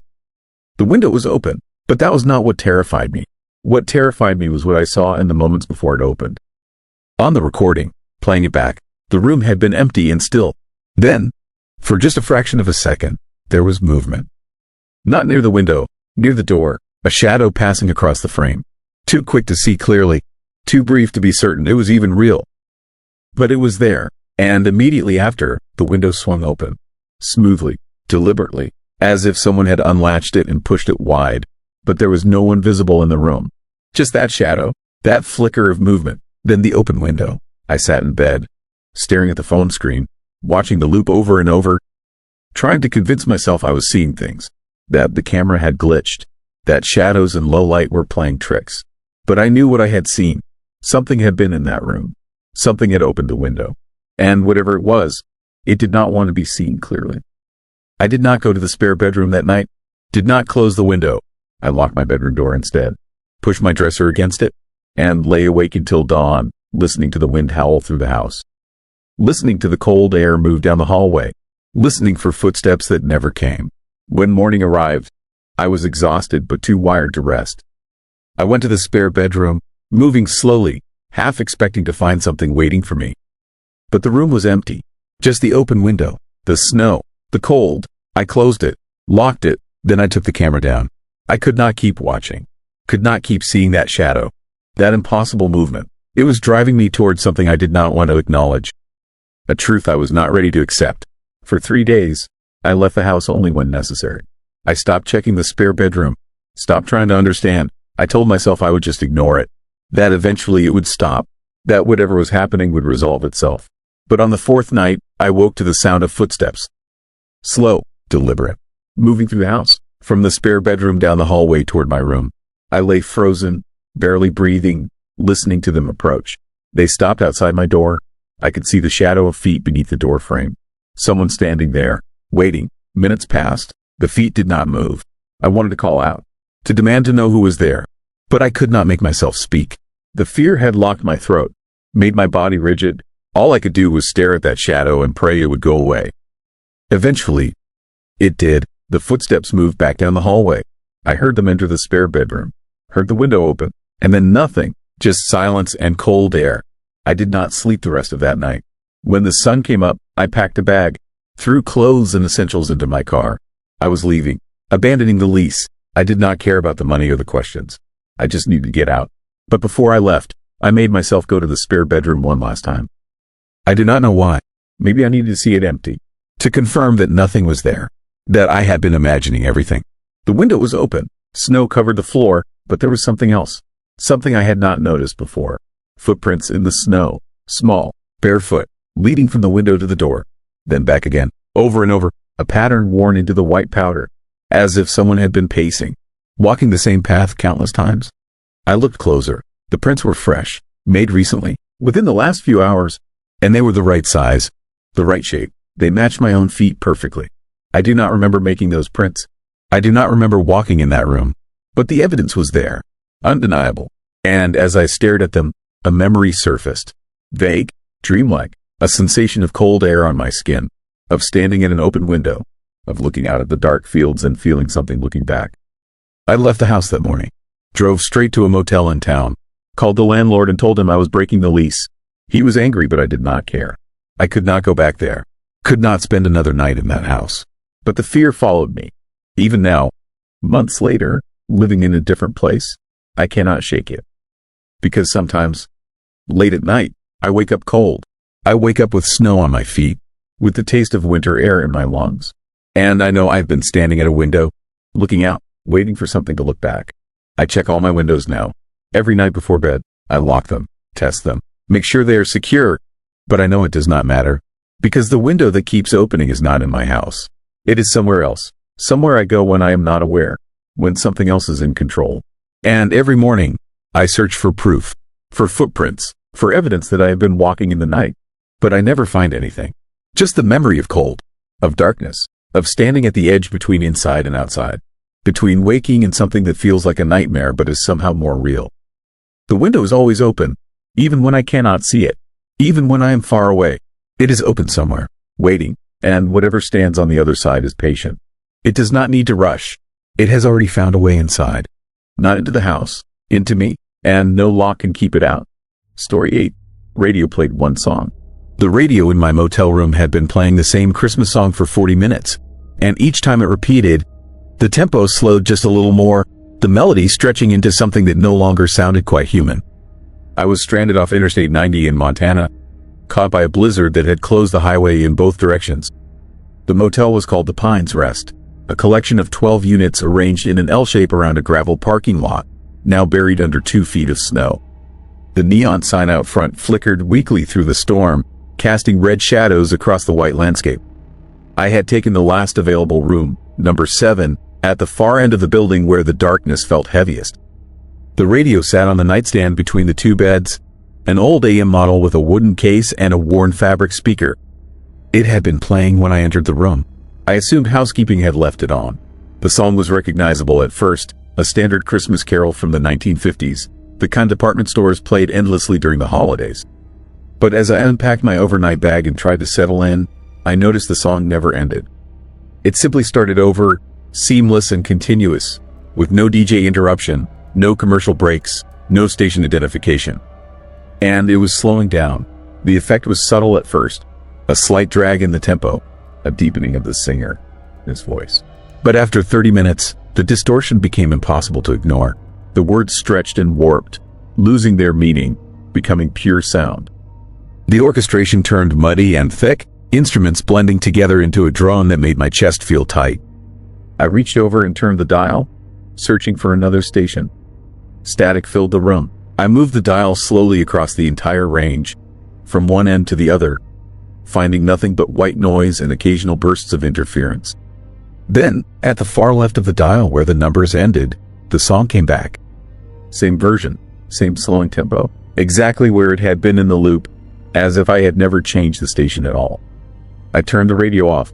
The room fell silent except for the wind battering the windows and the hiss of the electric heater under the sill. I sat on the edge of the bed and looked around at my surroundings. The The room was dated but clean, decorated in browns and oranges that suggested the 1970s. The carpet was worn thin in paths between the door and bathroom. The painting above the bed showed a mountain landscape that could have been anywhere. Everything felt temporary and hollow, like a place designed to be forgotten. My phone showed no service. The blizzard had probably taken out the cell towers. The motel office had mentioned their landline was working if I needed anything, but I had no reason to call. I was safe here, warm. The storm would pass by morning and the highway would reopen. This was just an inconvenience. Nothing more. The radio turned itself back on.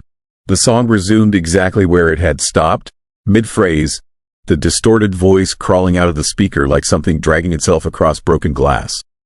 I stared at the radio, my hand still inches from where I had clicked it off. The power knob was in the off position. I could see it clearly, but the music played anyway, filling the room with its wrongness.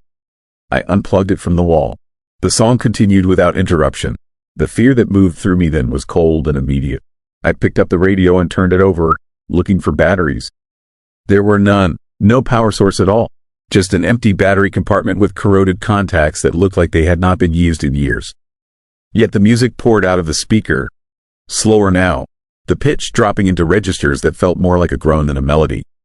I carried the radio to the bathroom and set it in the tub, closing the shower curtain as if that might contain it somehow. The song played on, muffled but persistent. I shut the bathroom door and tried to think clearly. This was not possible. Radios did not work without power. They did not play single songs on infinite loops.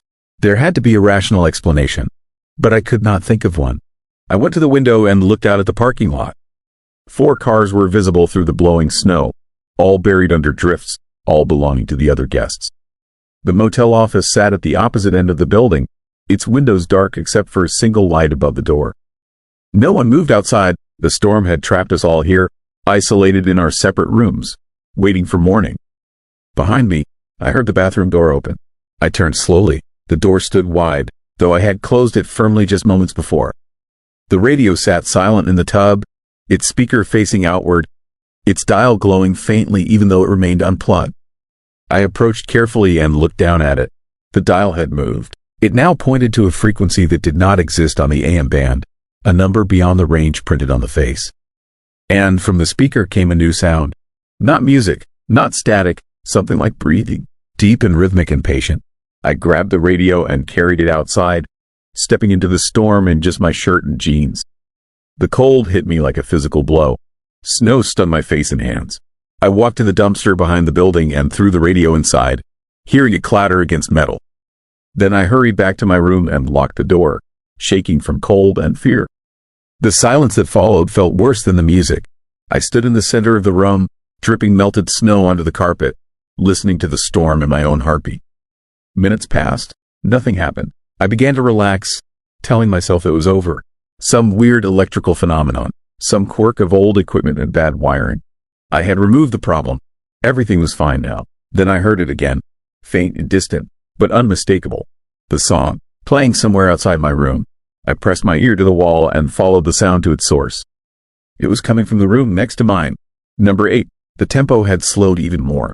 The melody was barely recognizable now, just a series of drawn-out notes that seemed to vibrate through the walls. I went outside and knocked on the door of room 8. No answer. I knocked harder, calling out that I was a fellow guest, that I needed to talk to whoever was inside. Nothing. The door was locked, but through the window, I could see a faint glow, the blue light of a television or the red numbers of a clock radio. I tried the other rooms, moving down the line. Number 9, number 10, each one had the same faint glow behind its curtains. Each one was locked and silent. I pounded on doors and shouted, my voice disappearing into the wind. No one responded. The entire motel felt abandoned except for me. When I returned to my room, the radio was sitting on the nightstand, exactly where it had been originally, plugged in, playing. I stood in the doorway, snow melting off my shoulders, staring at the impossible. I had thrown it away. I had watched it disappear into the dumpster, but here it was, returned, as if it had never left. The song continued its endless loop, slower than ever now, the voice so distorted it no longer resembled human speech. It sounded ancient and hollow, like words being spoken backward through water. I approached it slowly and reached out to touch it. The wood case was warm, not hot, but body temperature, as if it had been held by living hands. I picked it up and examined every surface, looking for something that would explain this. Nothing. It was just a radio, old and ordinary and completely impossible. I smashed it against the floor. The case splintered, the speaker tore, components scattered across the carpet, tubes and wires and broken plastic. The song stopped. I stood over the wreckage, breathing hard, feeling a savage satisfaction. It was destroyed, truly destroyed. There was no coming back from this. The heater under the window began to hum. Not its normal sound, the same melody, the same song, coming from the electric coils, vibrating through the metal grill, filling the room with that distorted carol. I kicked the heater. The sound stopped. Then the lamp on the nightstand began to emit it, a high-pitched whine matching the melody. Then the television, even though it was off. Then the walls themselves, vibrating with the rhythm, turning the entire room into a speaker. The song was everywhere, in everything, and it was slowing to a stop. The tempo had decreased so much now that each note lasted 5 seconds, 10 seconds, stretching into infinity. The spaces between notes became vast and empty. I could feel those gaps in my chest, in my bones, like my own heartbeat was trying to synchronize with the rhythm. I ran outside, stumbling through snow to the motel office. The door was unlocked. Inside, the small lobby was dark except for emergency lighting. The desk was empty. I called out for the manager, for anyone. No response. Behind the desk, I found the guest registry lying open. I scanned the entries for tonight. Only one name was written there. Mine, room 7. No other guests. No other cars. The parking lot I had seen from my window, full of buried vehicles, was a lie my mind had created. I was the only person here. I returned to my room because there was nowhere else to go. The storm made escape impossible. The highway was closed. I was trapped until morning with whatever this was. The song had stopped completely now. The last note had finally ended, leaving behind a silence so profound it hurt to experience. In that silence, I heard footsteps on the roof, slow and measured, crossing from one end of the building to the other, directly above my room. Something heavy, something that should not be up there in the storm. The ceiling creaked under its weight. Dust fell from the acoustic tiles. The footsteps stopped directly overhead. Then the scratching started, something scraping against the roof, rhythmic and deliberate, like fingernails on wood. Back and forth, creating a sound that matched the timing of the song, the same intervals, the same pattern. And I understood then what had been happening. The song had not been slowing down. It had been counting down, measuring time until something arrived. Until something found me here in this isolated room at the end of this forgotten motel in the middle of a blizzard where no one would hear and no one would come. The scratching grew louder, more insistent. The ceiling tiles began to bow inward. Whatever was up there was coming through. I sit now with my back against the door, writing this on motel stationery. My phone dead, the storm still raging outside. The scratching has stopped. The silence is complete, but I can feel something in the room with me now, standing in the corner where the shadows are deepest, breathing in rhythm with that final endless note. The radio lies in pieces on the floor, but I can still hear the song. It plays inside my head now, slow and distorted and eternal, and I know it will never stop. The absence of something expected can be more frightening than noise. Story 9. Gifts that stayed wrapped. The house felt different when I woke on Christmas morning. Not in a way I could name immediately. Not in a way that made sense, but different nonetheless. The kind of different that sits in your chest like a stone and makes your breathing shallow without you quite understanding why. I lay in bed for a moment, trying to place what had changed. The darkness outside was absolute. The silence was absolute. And somewhere beneath those absolutes was something else.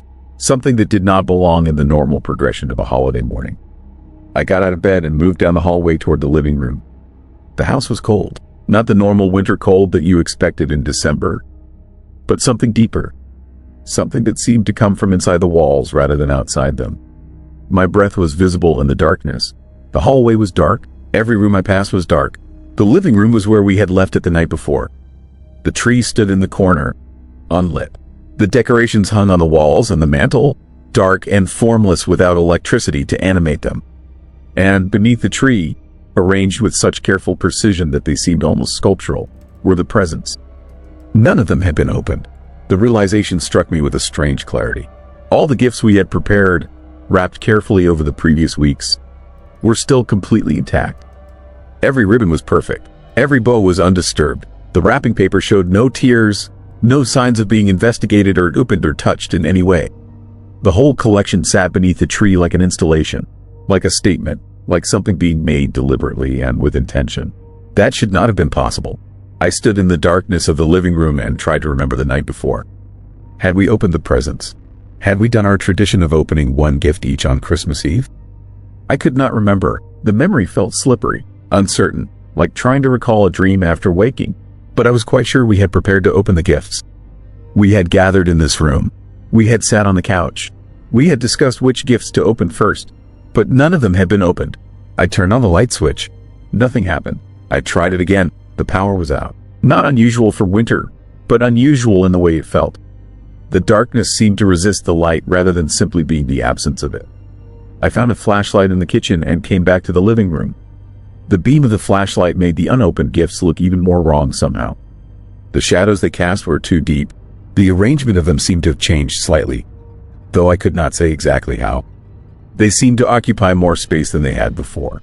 They seemed heavier, more present, more real than the room itself. I went to wake my wife. The bedroom was cold. The bed was made. She was not there. For a moment, my mind did not quite process this information. I stood in the doorway with the flashlight and tried to understand what I was seeing. The bed was perfectly made, as though it had not been slept in. As though it had never been slept in at all. I searched the house. Every room, every closet, the basement, the attic, the entire structure of the building that had been my home for 7 years was empty except for me. No wife, no evidence that anyone else had ever lived here at all. No clothes in the dresser, no toothbrush in the bathroom, no signs of occupation except for my own presence and the unopened gifts in the living room. I sat on the kitchen floor and tried to think. The flashlight trembled in my hand. The darkness pressed in from all directions, held back only by the thin beam of illumination. The house was wrong. The gifts were wrong. The absence of my wife was wrong. But beneath all of this wrongness was something that felt even more unsettling. A feeling that I had done something. That I had made a choice somewhere that had led to this moment. That somehow, through action or inaction, I was responsible for the way the world looked right now. The power was still out. The phone had no signal. Outside the windows, the darkness was complete. No streetlights, no neighbor's lights, no stars visible above, just absolute, unrelenting darkness pressing against the glass. I looked at my watch. 6 in the morning on Christmas Day. The time when people opened gifts.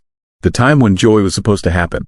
The time when families gathered and celebrated and felt connected to one another. The house was empty except for me and the unopened gifts. I went back to the living room. The gifts were arranged differently now. Or perhaps they had always been arranged this way, and I was only now seeing it clearly. They formed a pattern, not a random collection, but something intentional, something deliberate. The largest gifts formed a kind of barrier between the tree and the couch. The smallest gifts clustered together in the center. The medium-sized boxes arranged in a specific sequence that seemed to mean something, though I could not decipher what. I opened one of the gifts. I should not have, but I did. I tore the paper away from one of the medium-sized boxes. Something that my wife had been excited about, something that she had wrapped with extra care. The box beneath was unmarked. Inside was nothing, not something broken or damaged, but literally nothing. Empty space. The box was real, the wrapping was real, but the contents did not exist. I opened another gift. This one was also empty. So was the next one, and the next. Each present I unwrapped revealed only empty space, only the absence of whatever was supposed to be there. And as I unwrapped them, I began to understand something terrible. I began to understand that the gifts had never been filled, that the wrapping had been a performance, that the entire tradition of gift-giving in my home had been an elaborate ritual designed to contain nothing, to create the appearance of fullness while concealing an absolute emptiness. The house was getting colder, not gradually, but in discrete increments, as though someone was adjusting a thermostat in a room I could not see. My breath was becoming visible in great clouds. My fingers were beginning to go numb. The flashlight beam was becoming dimmer, though I had just replaced the batteries. The darkness was not just the absence of light anymore. It was actively consuming it. I stopped unwrapping the gifts. There were still dozens of them beneath the tree, and I understood with a sudden and absolute certainty that they were all empty. That they had always been empty. That every Christmas of my life had been a performance of giving and receiving something that did not exist. That every moment of joy or anticipation or familial connection had been built on nothing. On the wrapping paper and the bows and the careful arrangement, but on nothing beneath. That was when I heard the sound from upstairs. It was a footstep, A single footstep in the hallway above my head. Slow and deliberate. Not running, not frantic, just a single step, as though someone had moved 1 foot forward and then stopped. I sat frozen in the living room, the flashlight held before me, listening for another sound. But only silence came, a silence so complete that it seemed to have substance. I did not want to go upstairs. I knew that something was wrong with this day, with this house, with the way time seemed to be moving in increments rather than flowing.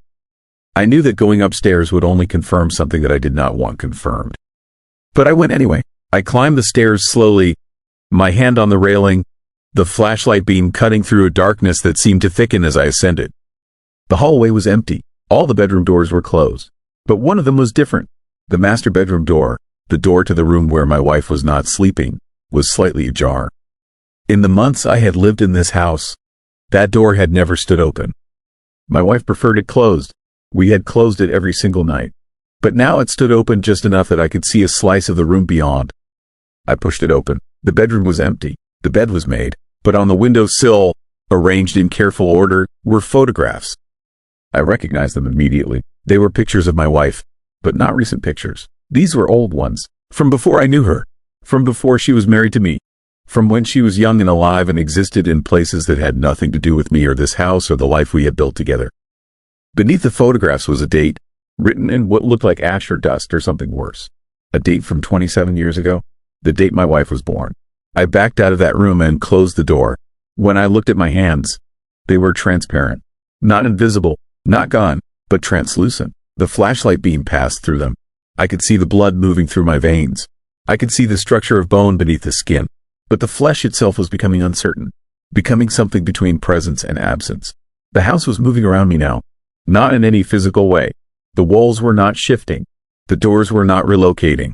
But the space itself seemed to be rearranging. The distance between rooms was becoming greater. The hallway was stretching. The stairs were longer than they had been before. And in every room I looked into, every space I investigated, I found the same thing. Evidence of a life that was not being lived. Proof of people who were not there. Records of time passing without anyone inhabiting it. Back in the living room, the unopened gifts had multiplied. There were hundreds of them now. Thousands. They filled the room in towering stacks that reached toward the ceiling. All wrapped, all perfect, all empty, and standing before them, looking at them with an expression of peaceful contentment, was a figure. The figure was me, or it was a version of me. It was wearing the same clothes I had worn the night before. It had my face, but when it turned to look at me, there was nothing behind the eyes. Nothing at all, just an absence so profound that it seemed to pull at the fabric of the world around it. The figure smiled, not with malice or joy or any emotion I could name, but with the kind of perfection that comes from something that has studied human behavior but does not understand it. It reached toward the nearest unopened gift and held it out to me. I understood in that moment what was happening. I understood that this house had never contained my wife, that the life I remembered living here was something I had constructed in the space between sleeping and waking, that the gifts had never been real, that the love had never been real, that the entire structure of the home and the family and the person I believed myself to be was nothing but wrapping paper around an infinite emptiness. The figure was still holding the gift toward me, the unopened box, the perfectly wrapped present with nothing inside, an offering of nothing, an invitation to participate in the performance a little longer, to continue the ritual of giving and receiving while understanding, finally and completely, that there was nothing to give and nothing to receive. I do not know how long I stood there. Time has become unreliable now. Sometimes I wake up and it is Christmas morning again. The gifts are unwrapped and empty. My wife is not in the bed. The house is cold, and there is always a figure standing before the tree, holding out an empty gift, asking me to take it. Other times I wake up in the middle of the night and cannot remember how I got into the bed. I cannot remember how my wife returned, but she is there, sleeping beside me, and her skin is translucent. I can see through her. I can see the blood moving through her veins. I can see the structure of bone, but the flesh itself is uncertain, becoming something between presence and absence. The gifts remain beneath the tree. They have always remained beneath the tree. Every Christmas morning, they are there, perfect, unopened, full of nothing, and every Christmas morning, I have the choice to open them or to pretend they are still wrapped, to participate in the performance or to stop. But I understand now that there is no difference, that opening or not opening them leads to the same place, to the same understanding. to the same terrible clarity about what this house is and what we are and what we've been doing all along. The eerie silence of the house is permanent now. The cold never leaves, and sometimes I hear other footsteps in the hallway, other voices that do not speak, other families moving through the rooms, opening empty gifts, discovering that there was never anything there to begin with. I think this is what the house was always for. This is what it was always meant to be. A place where people gather to celebrate the absence of things. Where families come together to acknowledge, in the most careful and decorated way possible, that there is nothing underneath. That the wrapping is all there ever was. Christmas morning comes around again, and the gifts remain unopened, and I am beginning to forget what it meant to be the person who entered this house. I am beginning to forget what it felt like to expect something, to hope for something, to love something real. There is only the house now, only the darkness, only the unopened gifts and the figure that might be me, and the understanding, finally and completely, that nothing inside these walls was ever meant to be unwrapped. Story 10. When the bells stopped ringing, the bells woke me at 3 in the morning. They had been ringing for 47 minutes when I realized something was wrong. I lay in the darkness of the motel room and listened to that sound, that steady, rhythmic tolling that seemed to come from everywhere and nowhere at once. The kind of sound that bypasses your ears and goes directly into the part of your brain that knows fear. The part that does not need explanation to understand that something is deeply, fundamentally wrong. The motel was called the Pinewood Inn. It sat on the outskirts of Ashford, a small town in western Massachusetts that I had never heard of before my car broke down on Route 7. The town itself was the kind of place that time had largely forgotten. 3 traffic lights, a shuttered pharmacy, a Methodist church that looked like it had been built in the 1800s and had not been maintained since. The church sat on a small hill overlooking the town, and it was from there that the bells were coming. The sound was wrong. I had heard church bells before, many times in my life. But these bells were not ringing in the normal pattern. The tolling was irregular, chaotic, as though someone had lost control of the mechanism, as though the bells themselves had become confused about what they were supposed to be doing. The sound echoed across the empty streets of Ashford with a quality of desperation that made my skin feel tight. I got out of bed and went to the window. The town below was completely dark except for a single streetlight at the intersection of Main and 3rd. The church sat on the hill above everything else, and even in the darkness, I could see the silhouette of the steeple against the lighter darkness of the sky. No light came from inside the church. No windows illuminated. No indication that anyone was ringing those bells. But they were still ringing. I had arrived in Ashford around 6 in the evening. My car had made a grinding noise for about an hour before finally giving up completely. The engine had seized. The transmission had failed. Some combination of mechanical failures that the mechanic at the only garage in town had said would take at least 3 days to diagnose and repair. 3 days in this place. 3 days waiting for a tow truck that would not arrive until Monday morning. The motel owner had been a thin man named Walter. He had processed my check-in with the kind of indifference that suggested he did not care whether I was there or not. The room was clean but cold. The heat barely worked. The television received only 2 channels, both of them showing nothing but static. I had eaten a dinner from the vending machine and gone to bed around 11. The bells had started around 2:30, and now they had been ringing for almost an hour without pause. Without variation, without any sign that whoever was ringing them had any intention of stopping. The sound was relentless. The kind of sound that does not just fill the silence but seems to demand something of it. Demanding that the silence listen. Demanding that the darkness pay attention. I dressed and went downstairs. The motel office was dark. Through the window of the door, I could see Walter, his desk, covered in papers and dust and things that looked like they had been there for a long time. The television behind the desk was off. No light came from the back room where Walter presumably lived. The entire motel seemed to be empty except for me, and yet the office felt occupied in some way. It felt like the space between occupied and empty. I went outside. The cold was immediate and absolute. The kind of cold that does not feel like a temperature so much as a presence. The kind of cold that has weight and intention. The parking lot of the motel was empty except for my broken down car and the darkness that pressed in from all sides. The streetlight at the intersection was just barely visible from where I stood. Everything else was black. The bells continued to ring. They seemed closer now, more insistent, more real. I could feel them in my chest as much as hear them. The tolling seemed to bypass my ears and speak directly to something deeper inside me. Something that did not have words for what it was feeling but felt the message clearly. The message that something was ending, that something had reached a conclusion, that the ringing was an announcement of finality. I walked toward the sound. The main street of Ashford was lined with storefronts that had been closed for years. Dusty windows showing mannequins dressed in fashions from the 1980s. A pharmacy with shelves that had been cleared out except for empty boxes. A hardware store with products on display that looked like they had never been disturbed. The town had the feeling of a place that people had simply stopped visiting one day and had not returned to since. But there was life here somewhere. There had to be, because the bells were still ringing. The church stood at the end of Main Street, elevated on a small hill. A white wooden structure with a steeple that pointed straight up into the darkness above. The building was old, older than the town around it perhaps, and it had the worn look of something that had been exposed to too much weather and too much time. The front doors were closed. No light came from inside, but the bells continued to ring. I climbed the small hill and approached the front entrance. Up close, the church was even more imposing. The wood was weathered to a dark gray.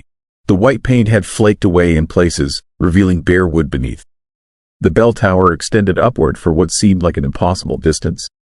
And from somewhere up there, from some mechanism or person or force that I could not see, the bells continued their chaotic, desperate tolling. I tried the front door. It was unlocked. The interior of the church was colder than the outside, a cold that seemed to emanate from the stone and the wood and the accumulated years of isolation. My breath was visible in great clouds in front of my face. The pews stretched back into a darkness that my eyes could not quite penetrate. The altar stood at the front, and above it, visible only as a silhouette, hung a large cross. The bells were deafening in here. The sound bounced off the stone walls and created an echo that made it seem like the bells were ringing from inside my own skull. The tolling was getting faster. The rhythm was becoming more frantic. Whatever mechanism was causing this sound, it was accelerating toward some kind of conclusion. I moved toward the back of the church, looking for a way to the bell tower. A small door stood near the altar, wooden and ancient. I opened it and found a narrow staircase spiraling upward into darkness. The stairs were cold beneath my hands as I climbed, cold and smooth from the use of countless feet over countless years. The sound of the bells grew louder as I ascended, until it was not just sound anymore but vibration. Vibration that moved through the air and through my body and seemed to be shaking the building itself to pieces. The staircase opened into the bell tower. The space was vast, larger inside than the exterior of the church should have allowed. Two enormous bells hung suspended from heavy wooden beams, and beneath them, on a platform of dark wood, stood a man. Or what had once been a man. The figure was perfectly still. It was dressed in clothing that looked like it had been fashioned from the 1900s. A long coat, a vest, boots. The figure stood facing the bells, and its hands were raised as though it had just released a rope. As though it had just completed pulling the mechanism that made the bells ring.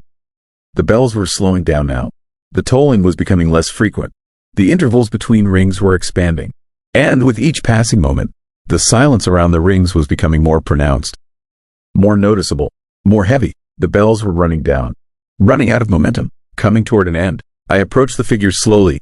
It did not move. It did not acknowledge my presence in any way. It simply stood there with its hands raised, facing the enormous bells, as though it had been standing in this exact position for years. Decades perhaps. Longer than time could measure. The figure's clothing was covered in dust. Its exposed skin, the parts of the face and hands that were visible, was gray. Not pale, but truly gray, as though all color had been drained away and replaced with the color of stone or ash. The bells rang one more time. A single, solitary toll that seemed to last for an eternity. The sound hung in the air long after the physical ringing had stopped. And then it faded. It diminished. It dissolved into silence. And when the silence came, it was so complete that it seemed to erase the sound of the bells from the memory of sound itself. The figure, his hands dropped to its sides. And in that moment, the figure turned to look at me. The face was empty. There were eyes, but nothing looked out from them. There was a mouth, but it held no expression. The face was the face of something that had ceased to be a person sometime long ago and had simply forgotten to stop standing. The eyes, empty as they were, fixed on me with an attention that was more terrible than any anger or malice could have been. The figure began to walk toward me. Not quickly, not with any urgency, but with the inexorable pace of something that has all the time in the world. Something that does not need to hurry because hurrying implies the possibility of failure. And failure is not something that this thing understands. It walked toward me across the wooden platform, and its footsteps made no sound at all. I ran toward the stairs, my feet finding the narrow steps in the darkness, my hands sliding down the wall to guide myself. Behind me, I could hear the footsteps continuing with that same terrible, even pace. Not hurrying, not speeding up, just continuing with the relentless forward momentum of something that has decided to move and will not stop. I emerged into the church and ran toward the front door. The church seemed to have changed. The space was larger. The distance between the altar and the exit was greater than it should have been. The pews seemed to have multiplied. The darkness was deeper. But I ran anyway, pushing through the gathering darkness, desperate to reach the door and the outside and the cold air that might fill my lungs with something other than fear. I burst out of the church and into the night. The town of Ashford was still dark, still empty, still waiting in that terrible silence that had followed the stopping of the bells. I ran down the hill and back toward Main Street, my breath coming in gasps, my heart hammering so hard I thought it might break through my ribs. Behind me, I could hear footsteps on the pavement, the same steady, relentless pace, the same terrible inevitability. I ran back to the motel.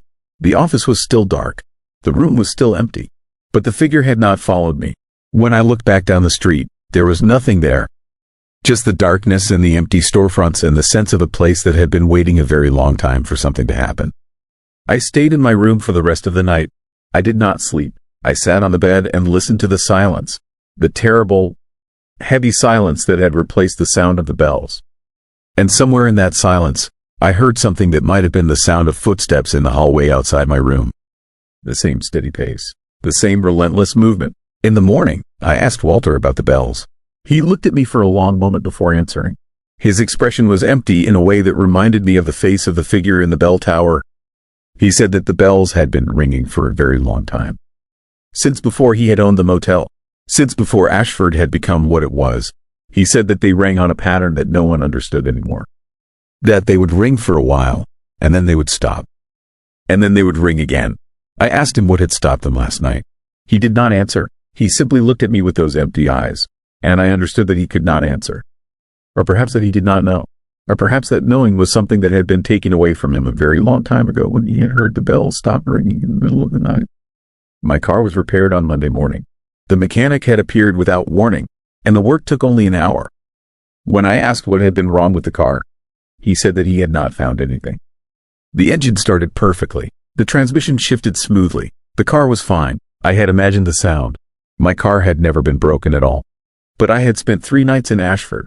3 nights listening to that silence after the bells had stopped. 3 nights aware that something in this town was waiting for me to leave. 3 nights understanding that if I did not leave, I would eventually find myself standing in the bell tower with my hands raised, waiting for the mechanism to wind down, waiting for the silence to come, waiting for the next person to climb the stairs and see the empty face and understand, finally and completely, what the ringing of the bells had meant. I drove away from Ashford as fast as the car would go. But the silence has followed me. It sits in the spaces between sounds. It waits in the pauses between conversations. It lives in the darkness before sleep. And every night at 3 in the morning, I find myself listening for the sound of bells, knowing that when they come, they will not stop again. They will continue for 47 minutes, and then they will abruptly cease, and I will understand with absolute clarity that I am not listening anymore. I am waiting. I am waiting for the ringing to stop so that I can stand up and walk toward the stairs. I am waiting for my hands to raise. I am waiting for the next person to climb up and see my face and recognize the emptiness in the eyes and understand what the bells were announcing all along. The bells in Ashford are still ringing tonight. I know this with certainty even though I am 2 states away. I know this because I have felt them ringing inside me since the moment I heard them stop. They are ringing for me. They are ringing to mark time until I return. They are ringing in that pattern that no one understands anymore, counting down the moments until the silence comes again, and I take my place in the tower with my hands raised, waiting for the next person to climb the stairs and see the face that was once human but has become something else entirely. The bells do not ring with sound anymore. They ring with silence, and that silence is spreading. It moves from person to person. It sits in the ears of everyone who hears it. And somewhere in that spreading silence, there is a pattern forming. A pattern of empty faces. A pattern of raised hands. A pattern of people who heard the bells ring and then stop, and who knew, in that moment of stopping, exactly what they had become. I think about Ashford constantly now. I think about the church. I think about the bell tower. I think about the figure with the empty eyes and the gray skin. And I think about the night the bells stopped ringing, and everything changed, and I understood that I had never really left that town at all. That part of me remained there in the darkness, waiting in the bell tower, ready to greet the next person who climbs those ancient stairs. The silence is patient. The silence is hungry. The silence is waiting for the moment when the bells will ring one final time, and everything will stop, and the cycle will begin again.